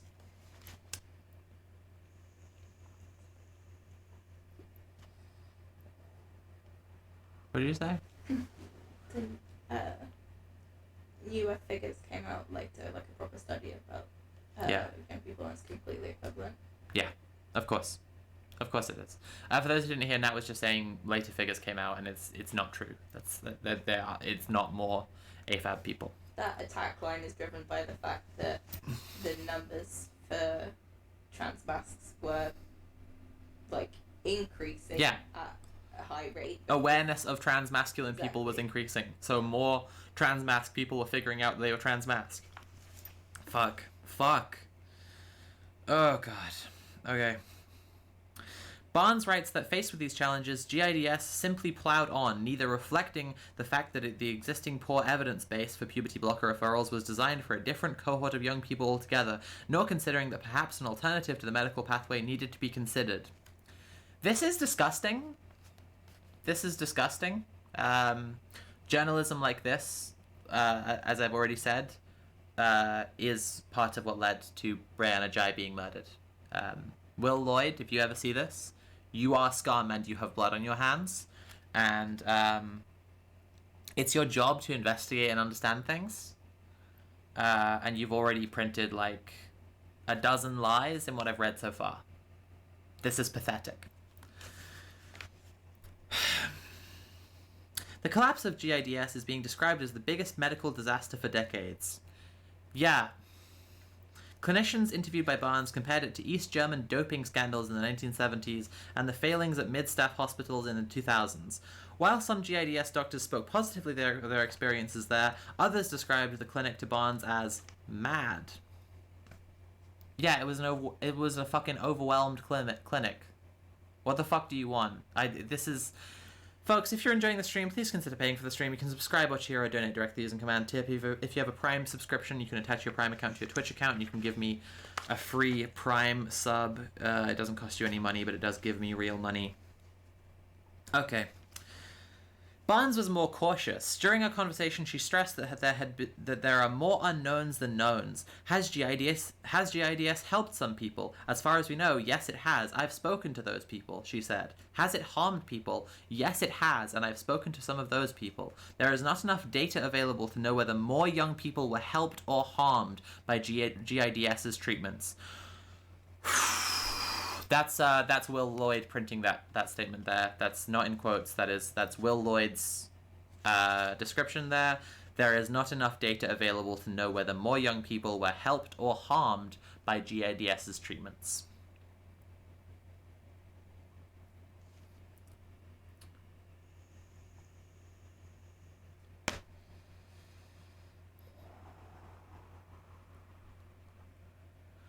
Ooh, okay. Someone called Freedom Soldier has just followed. I just see that in my Streamlabs thing there. I think I have my followers only chat on with a little delay after you follow, so I think we can expect some fun in a minute. Oh, good. What's missing in this whole discussion, Bond says, is that actually there's loads that we don't know. You could find it out, you horrible fucking cunt. Barnes realized after producing several films with the science correspondent Deborah Cohen for Newsnight about GIDS that she had to write the book. I just knew too much, she said. Whew. I felt that if you're the average layperson, depending on what media you consume, you might think there's no debate in the clinical community about how best to treat young people experiencing gender incongruence. If this debate had taken place in public, it would have led to accusations of transphobia. Uh-huh. But that couldn't be further from the truth. It's so much more complicated than that. The idea that the clinicians interviewed for the Time to Think might be transphobic bewildered Barnes. They're liberal, Guardian-reading lefties. It's just not believable that these concerns come from transphobia. Can I talk for a second about the word lefties? This is like a Jimmy Doreism that I hate so much. It doesn't originate with Jimmy Dore, obviously, but just like people who use the word lefties to describe some kind of nebulous political tendency that's left of like the most centrist possible position, they make me physically ill. Like lefties. What the fuck is a lefty? Right? This is like anyone who is like a dyed-in-the-wool liberal but supports trans rights, and then like SocDems and anarchists and communists, they're all lefties. Anyway, these are all Guardian reading lefties, so they can't possibly be transphobic. This is fucking pathetic. You know what you could do is talk to one trans person one time. You could just, like, know one trans person in your normal life and listen to what they say and then not print deeply hateful, evil shit that leads to children being murdered. Hannah Barnes will likely be accused of it anyway. This is a difficult subject, maybe the most difficult in the public sphere today. Whose fault is that? For years, it has been presented as a fundamental clash between those who believe, as the trans author Jan Morris put it, that being trans is a passionate, lifelong, ineradicable conviction, and those who believe it is closer to a pathology that requires therapeutic intervention. You come away from reading Time to Think wondering what exactly that debate was supposed to be about. While GIDS carried out its work, research was published that suggested 45% of trans young people have attempted suicide at least once.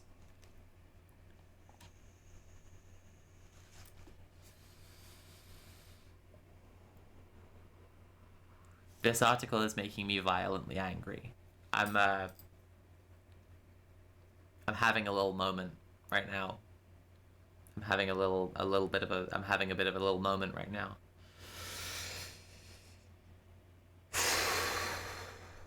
Research was published that suggested 45% of trans young people have attempted suicide at least once.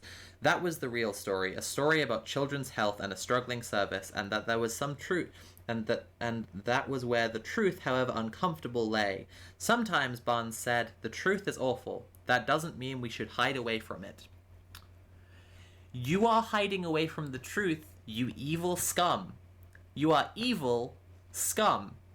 45% of young trans people have attempted suicide at least once because it's fucking impossible for us to get healthcare, because people like you make it actively harder all the time, because you print lies like we don't know whether this service has helped or harmed more people, because you constantly peddle as much hateful shit as you possibly can, and because you think that lefties can't possibly be transphobic, no matter how many times we as trans people tell you that what you're doing is killing us.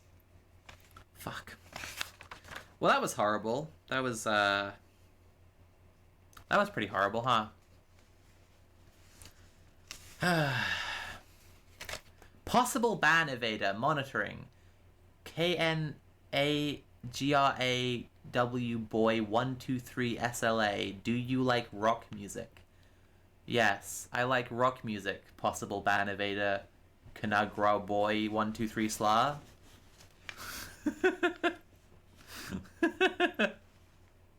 I'm just humoring you to see where your bit goes right now, you know? That was it. Yeah, that was the whole article. That was the whole encounter with Hannah Barnes. That's fucking disgusting. That's completely fucking disgusting. The New Statesman is just a sublime piece of shit. If I were the people in charge of releasing this publication, I personally would commit unalive. That's just my own personal position on that. Fucking hell. I'm King 20DD says, what are your pronouns? What are yours? Ah, cool. We have a bunch of trolls trying to raid the chat now. This is good. This is good. Can you listen to my song about the issues of our world today? No, I don't think I'm gonna listen to your song. Jesus Christ. I'm just trying to talk about, like, about how the liberal media... Sorry to the people who are watching this on the archive channel, but there's a lot of shit happening in the chat really fast. So, like, 3, like, really pathetic trolls have come in. One has tried to covertly use the N-word, so let's just ban him first. See ya. Yep, gone. Pop a titty if you're trans. Nice, nice. My tits are here, so cool.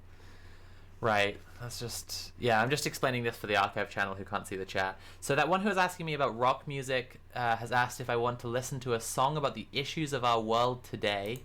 Let's get rid of that one too. I don't want to listen to your mid-music, my guy. This one, who's just come in and asked my pronouns, has replied all caps to a different one. I hate you, don't disrespect.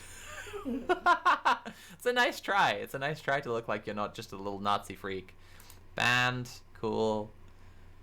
Yeah, and then he tried to use the N-word. Really cool, really cool, really cool. Nice. Nice. Oh, God. Any trolls left? Anyone want to say hi? I'm going to play some Hitman now, I think.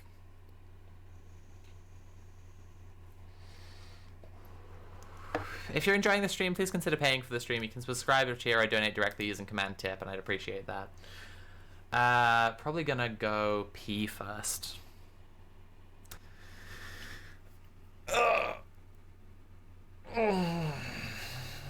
Oh, Dr. Butler says, you should shill our events. We donate a lot to queer youth charities. That's a very strange first time chat, Dr. Butler. I'm gonna ban you, because you're just like, what the fuck are you doing? Alright, cool. I'm gonna go pee. I'll be 2 minutes. Here's the loading screen again.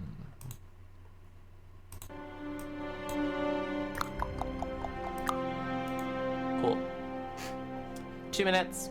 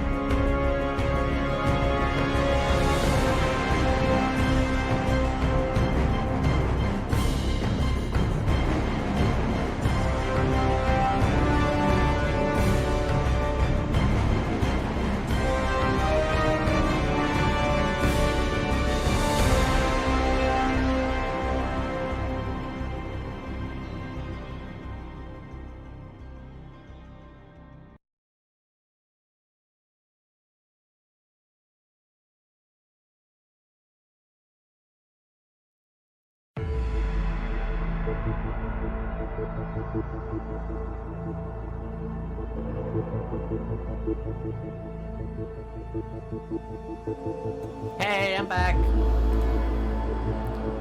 Turn that down again.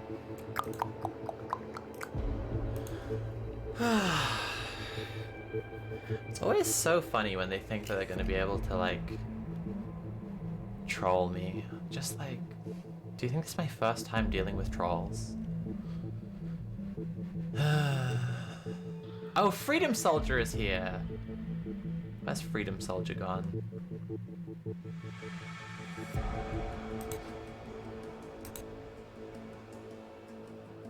Following since 12 minutes ago.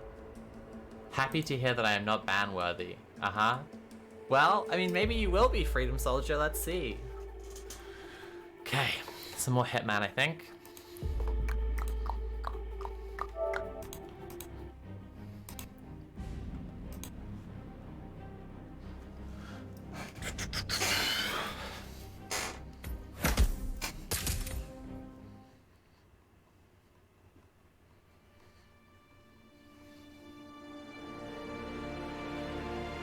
Oh, I don't care about this.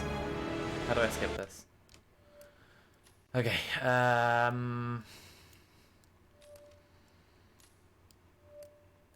yeah, Death in the Family. I love this one. Just waiting for that freedom shoe to drop now. Yeah. I do not understand the mindset of a troll. Yeah, same. It's not like it's an unwelcoming community here, just a mistrusting one. Yeah. I don't want that. Go away, please. Oh, it's downloading the mission. Fuck. Oh, that's so frustrating. I had to reinstall Hitman for this. Gola from below, thank you so much for the £20. Compensation for having to read these tired, awful articles. Yeah, thank you. I really appreciate that. Well, it's downloading the mission for us, so maybe we should read another article. How does that sound, everyone?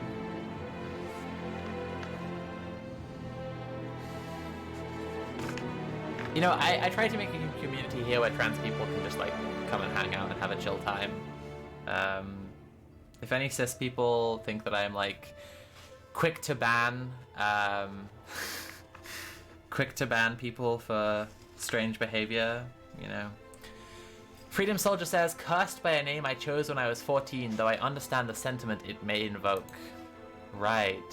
Account created 2015. So, how old are you now?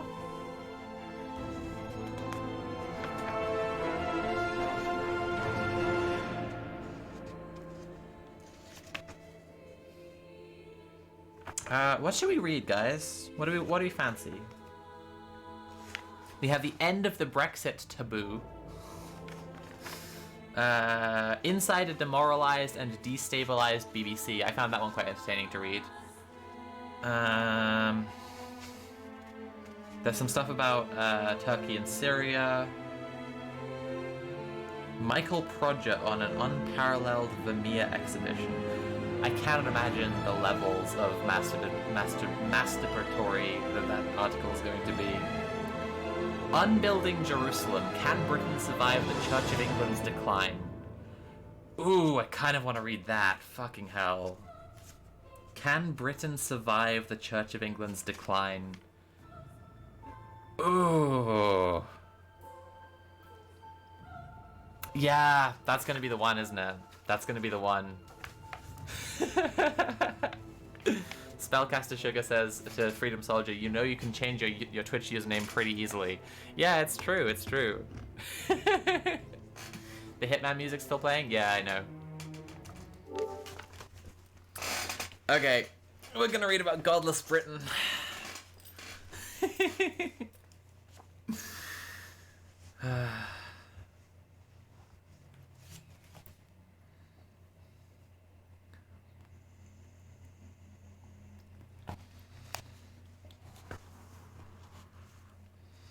Okay. Godless Britain. The UK is no longer a Christian country. Without the church, can the state survive? Oh, God. Oh, this is already fantastic. Just the premise of this is just already like... Ooh. Ooh. Ooh. Can Britain survive atheism? Okay, alright, let's give it a go. In the autumn of 1969, during the darkest days of the conflict in Northern Ireland, James Callaghan, who was then the Labour Home Secretary, and the Reverend Ian Paisley, loyalism's most extreme and charismatic leader, sat down together in Belfast. Struggling to persuade Paisley that civil rights for Catholics posed no threat to the Protestant majority, Callaghan appealed to one of the few commitments the two men had in common, their Christian faith.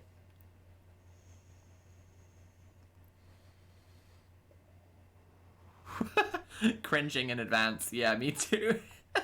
This is going to be a hell of a time. Britain can't survive transphobia? Yeah, it seems that way. Look here, Mr. Paisley, Callahan, a devout Baptist, is reported to have said. Aren't we all children of God? Paisley, heir to 4 centuries of Calvinist theology, was horrified. On the contrary, he replied, we are not.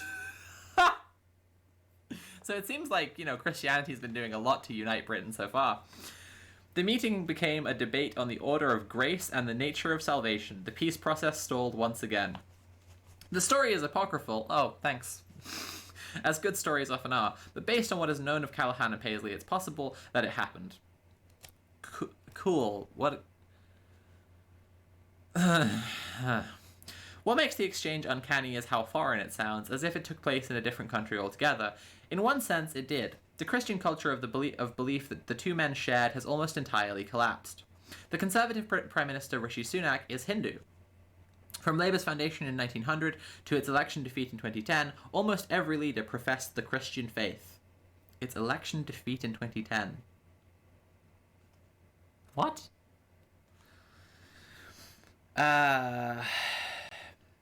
Since then, not a single one has. Paisley and Callahan's theological debate seems to derive not from our immediate past, but from the annals of a lost civilization. Christians famous for not being willing to kill each other of a denomination. Yeah, exactly.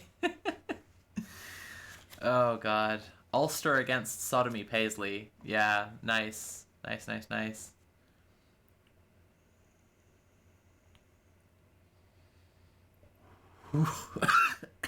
Freedom Soldier says, doubt that me saying I am queer would sound believable now, lol. No, I mean, live your best life, King. The latest data released from the 2021 census shows that among under 40s, those of no religion outnumber their Christian peers. Amongst 20-somethings, the trend is even more pronounced, with more than 50% having no belief. Christians number just 3 in 10. A report published in November stated that Christians are now a minority in England for the first time in 15 centuries, a reality that feels less like a death sentence and more like a coroner's report. The belief system that shaped every aspect of life, public and private, on the British Isles since the fall of the Roman Empire is becoming extinct. Aha.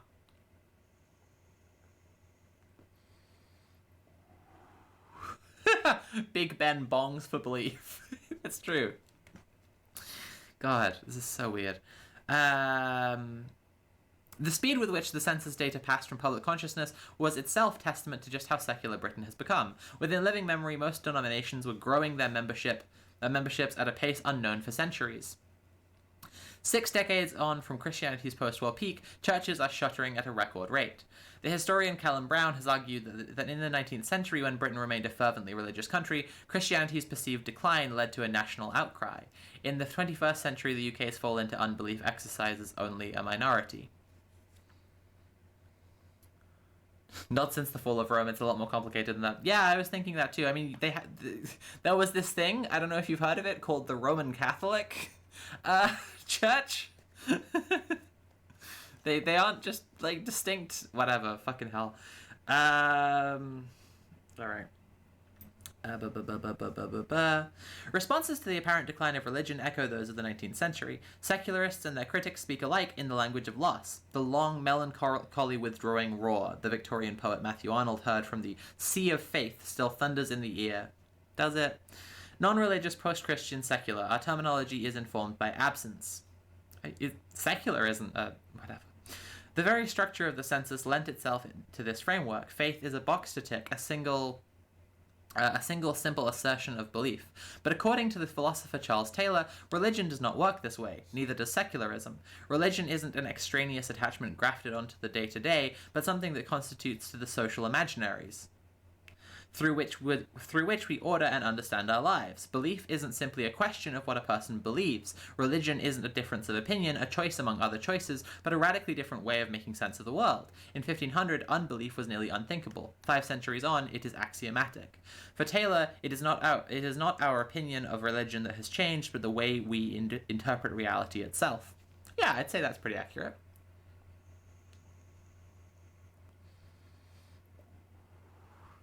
Colville says, Speaking of pronouns, I've noticed that your listed pronouns have shifted from being she, they to she, her. May I ask if that was due to a change in your exploration of gender, i.e. fem, NB wasn't for me, maybe something more off the rack, or was it something more like she, her is just more convenient than she, they? I don't think that womanhood is just off the rack, firstly. Secondly, I am still non-binary. It's just like I don't really like people they theming me when I'm so like self-evidently femme. Yeah, I don't know. It's like people treat pronouns with a lot more significance than they have, in my opinion. I'm a woman. I am also non-binary. I don't know how to get into it, really. I've found like dyke to be a very like useful word in understanding my gender identity recently, especially as I've like known more dykes and been with more dykes. Freedom Soldier says, genuinely the first time my name has gotten me into any trouble. Well, clearly that's because we have such a hateful and angry community here. Freedom Soldier, I hope you can see, provided that you are not actually a troll, that you came in at the exact moment when a ton of trolls came into this chat and tried to say the N-word, so... Dyke as gender is the good shit. I completely agree. You've seen my tattoo, right? This one? Butch Dyke is simply the easiest way to describe myself, says Trash Goyle MB Doll. Yeah, absolutely. I get it. I get it. Ba ba ba ba.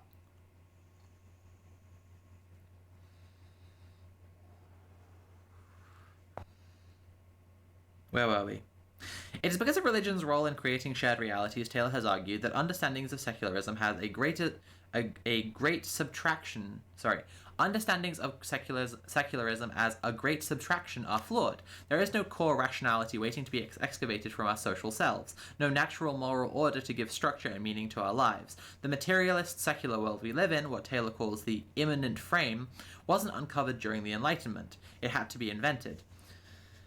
Ooh, just lots of little assumptions about the universality of like the West and like the Western framework on things. It's yeah. Yeah. Okay. Everything about Western modernity, Taylor wrote in A Secular Age 2007, including its secularity, is the fruit of new inventions, newly constructed self-understandings, and related... Yeah, it was the word related is across a line here. And related practices, and can't be explained in terms of perennial features of human life. Western societies were never disenchanted, in other words. The conflict between belief and unbelief over the past half millennium isn't a story of unbelief's victory and religion's defeat. Keep telling yourself that. It is a story of mutual transformation. New forms of religion and unbelief proliferate, mutate, cross-pollinate.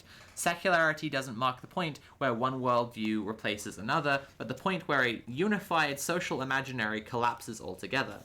Taylor calls this a nova, different, sometimes wildly incompatible visions of the world sharing the same social and political ground.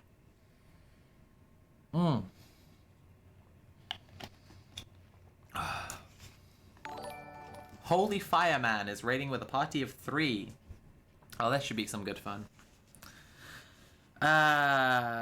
Taylor's ideas can help us decipher Britain's own religious past and its future.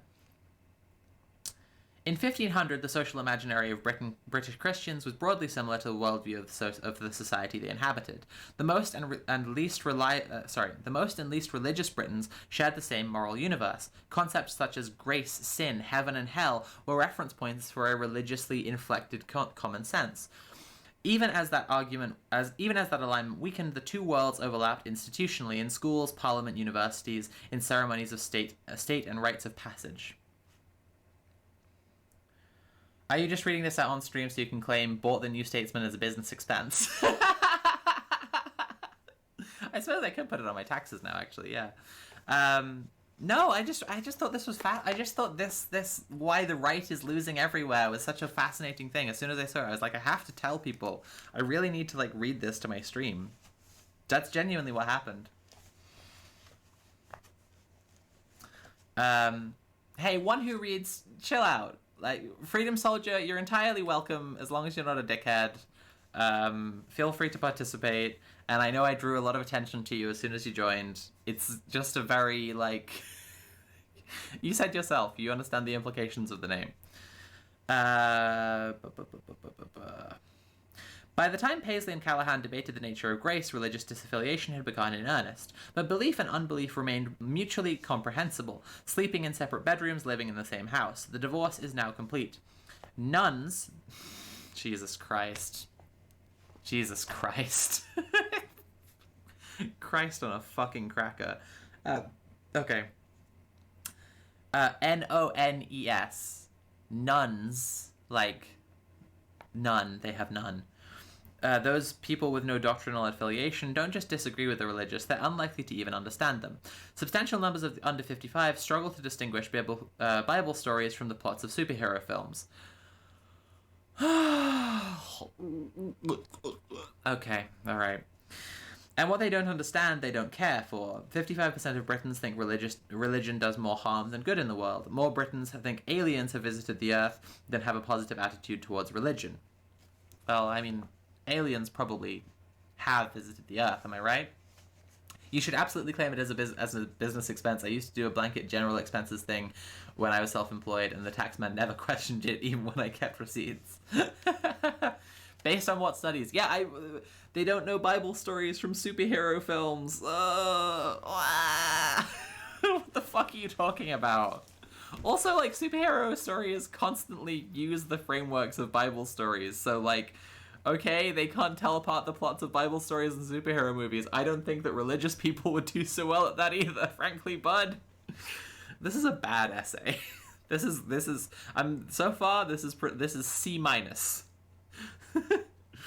Okay. Aliens have visited Earth. Great. As unbelief changes, so does belief. Christianity isn't in decline, Taylor says, so much as it is transforming. A society indifferent to religion gives believers a sense of their own distinctiveness. A hostile one can encourage a sense of collective identity. As Christianity moves from or a perceived hostile society against Christianity, right? Because the Christian identity movement in America has always used this idea that, like, Christianity is under attack.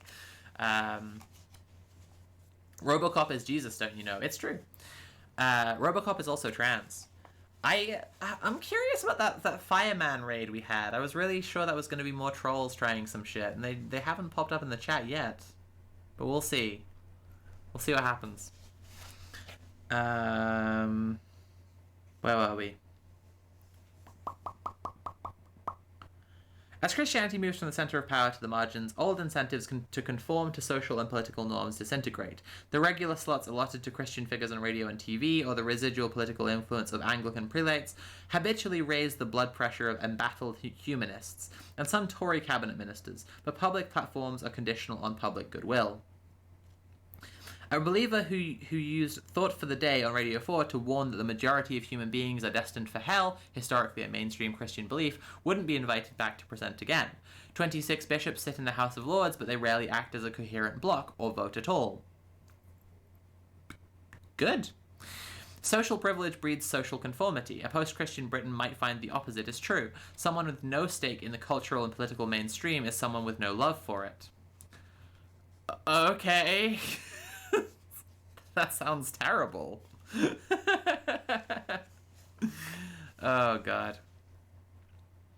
As old institutional ties weaken and disappear, and as British Christianity becomes a religion of immigrants and ethnic minorities, movement between the believing and unbelieving worlds will slow, perhaps halt altogether. Christians will be poorer, less powerful, less numerous than ever before, and likely more extreme. This is a bizarre fucking essay. This is so fucking weird. What do you want from me? What do you want from me, essay? What do you want? What do you want? It is worth noting, as they've done here, that, like, in more secular countries, it will be marginalized communities that are more likely to have religion, and this is a big weakness we have on the left, is a militant atheism that we've inherited from online. And, like, we go around bashing religion a ton, and it makes us really unpalatable to people for whom religion is the way that their community is organized. And actually, we should really be trying to reach out to those people who are marginalized, and especially in the places that their communities are organized. Holy Fireman says, honestly, just enjoying listening to you read. Big fan of your YouTube videos. Apologies for setting off the danger sensors. Oh, no worries. It's chill. I'm glad you're chill. Okay. As the theologian Linda Woodhead argues, for the past half-century, fundamentalism has been rising in almost every major British church. Pope Francis's pontificate has been defined less by his own reforms, such as relaxing rules on the reception of the communion or tightening restrictions on the Latin Mass, than by the strength of opposition he has provoked among traditionalists. Under Justin Welby's term as Archbishop of Canterbury, the influence of evangelicals over the Church of England has prompted accusations of a hostile takeover by low church activists, reshaping Anglicanism in their own image. Such claims are overstated. What is true is that Anglicanism's few modern success stories in conversions and fundraising are found in evangelical congregations. Success belies influence. Headlines about woke clerics and gender-neutral prayer occlude how effectively evangelicals have forced compromise on Anglican's liberal mainstream. With the end of the Church of England's status and funding as the state church now a foregone conclusion, the most conservative elements of the Church of England are best placed to survive the collapse of her old institutional power. That institutional power is already being undermined by believers themselves. Small Pentecostal congregations are growing as traditional denominations fade. Alienated from their own leadership by abuse scandals and doctrinal disputes, those Christians remaining in the old hierarchical institutions are often self-taught, formed by the internet before they're led by pastors. Top-down models of community leadership, beloved by New Labour, are still appealed to, but with diminishing returns. The generals have fewer and fewer armies between them, and the troops are growing mutinous.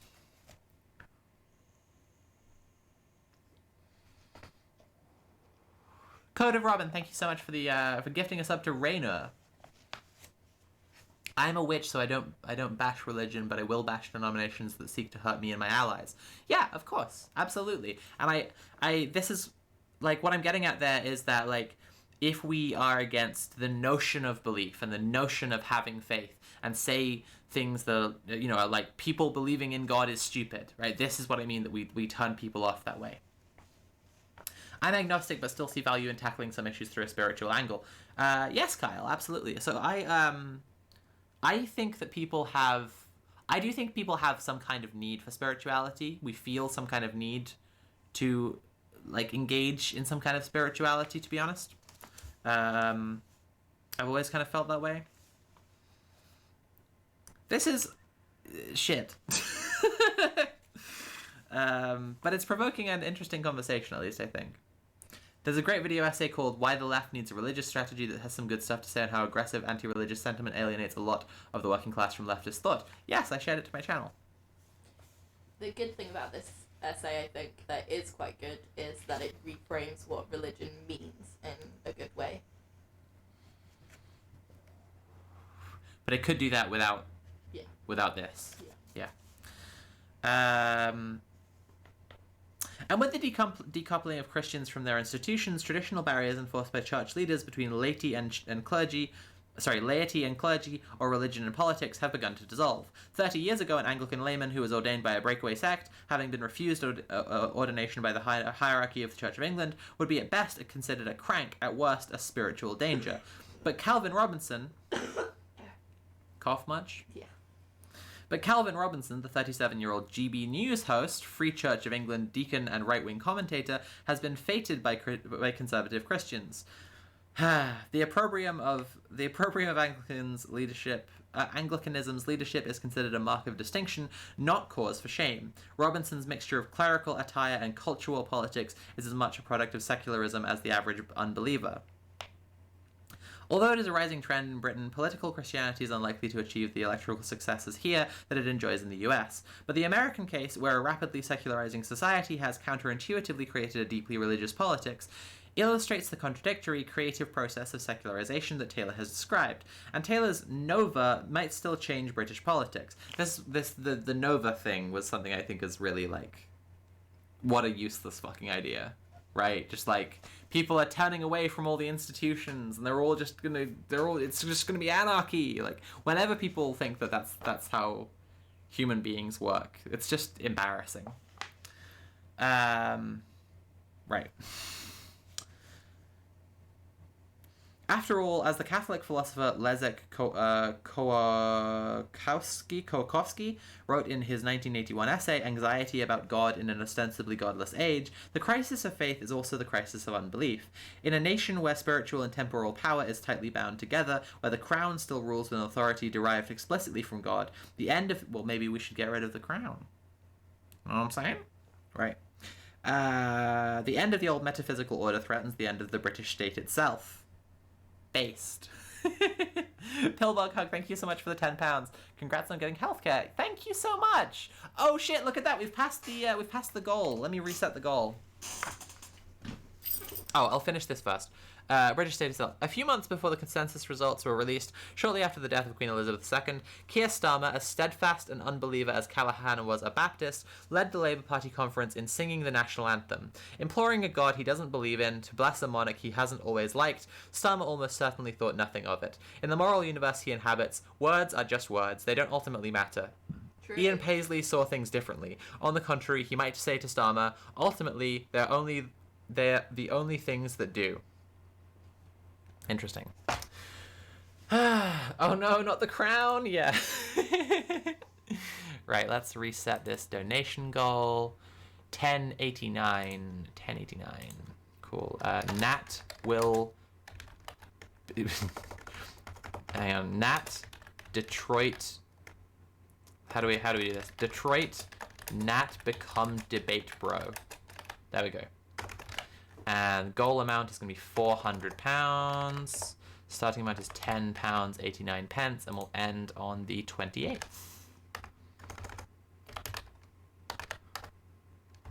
I'm not expecting us to hit this goal, to be clear. Cool, done. Nice. Ooh. Have we ever seen Nat and Pinko in the same room, though? Nat has.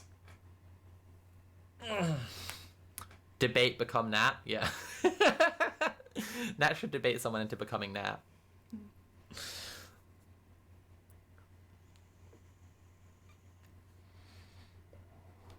There's this one chatter who keeps on complimenting my armpits. I'm just it's I mean, they're not wrong. It's a little horny.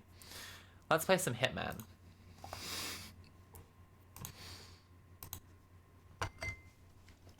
I volunteer to debate Nat on whether being middle-aged is great or not. Oh, that's a fun one. Middle-aged, ooh.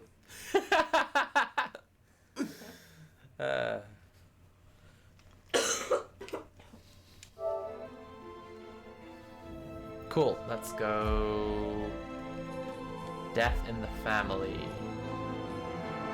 Death in the... What? Why the fuck does it... Oh, guys, I think I have to leave it open in order for it to download. This is really tedious. This is so fucking tedious. Oh, God.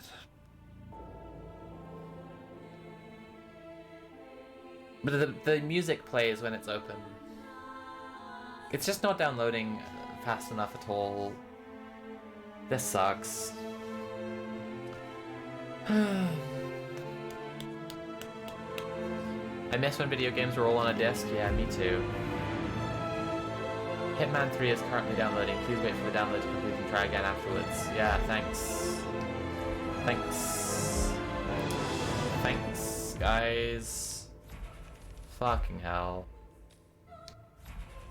You wanna play Alex Kidd? Do I want to play Alex Kidd? Yeah, absolutely.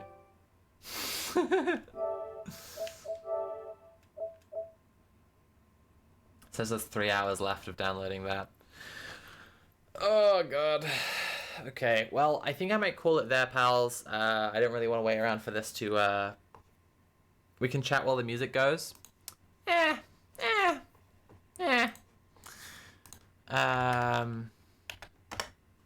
Let's see. Is Mule still streaming? Hope so.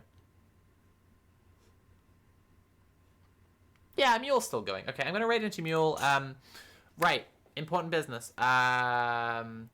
We are going to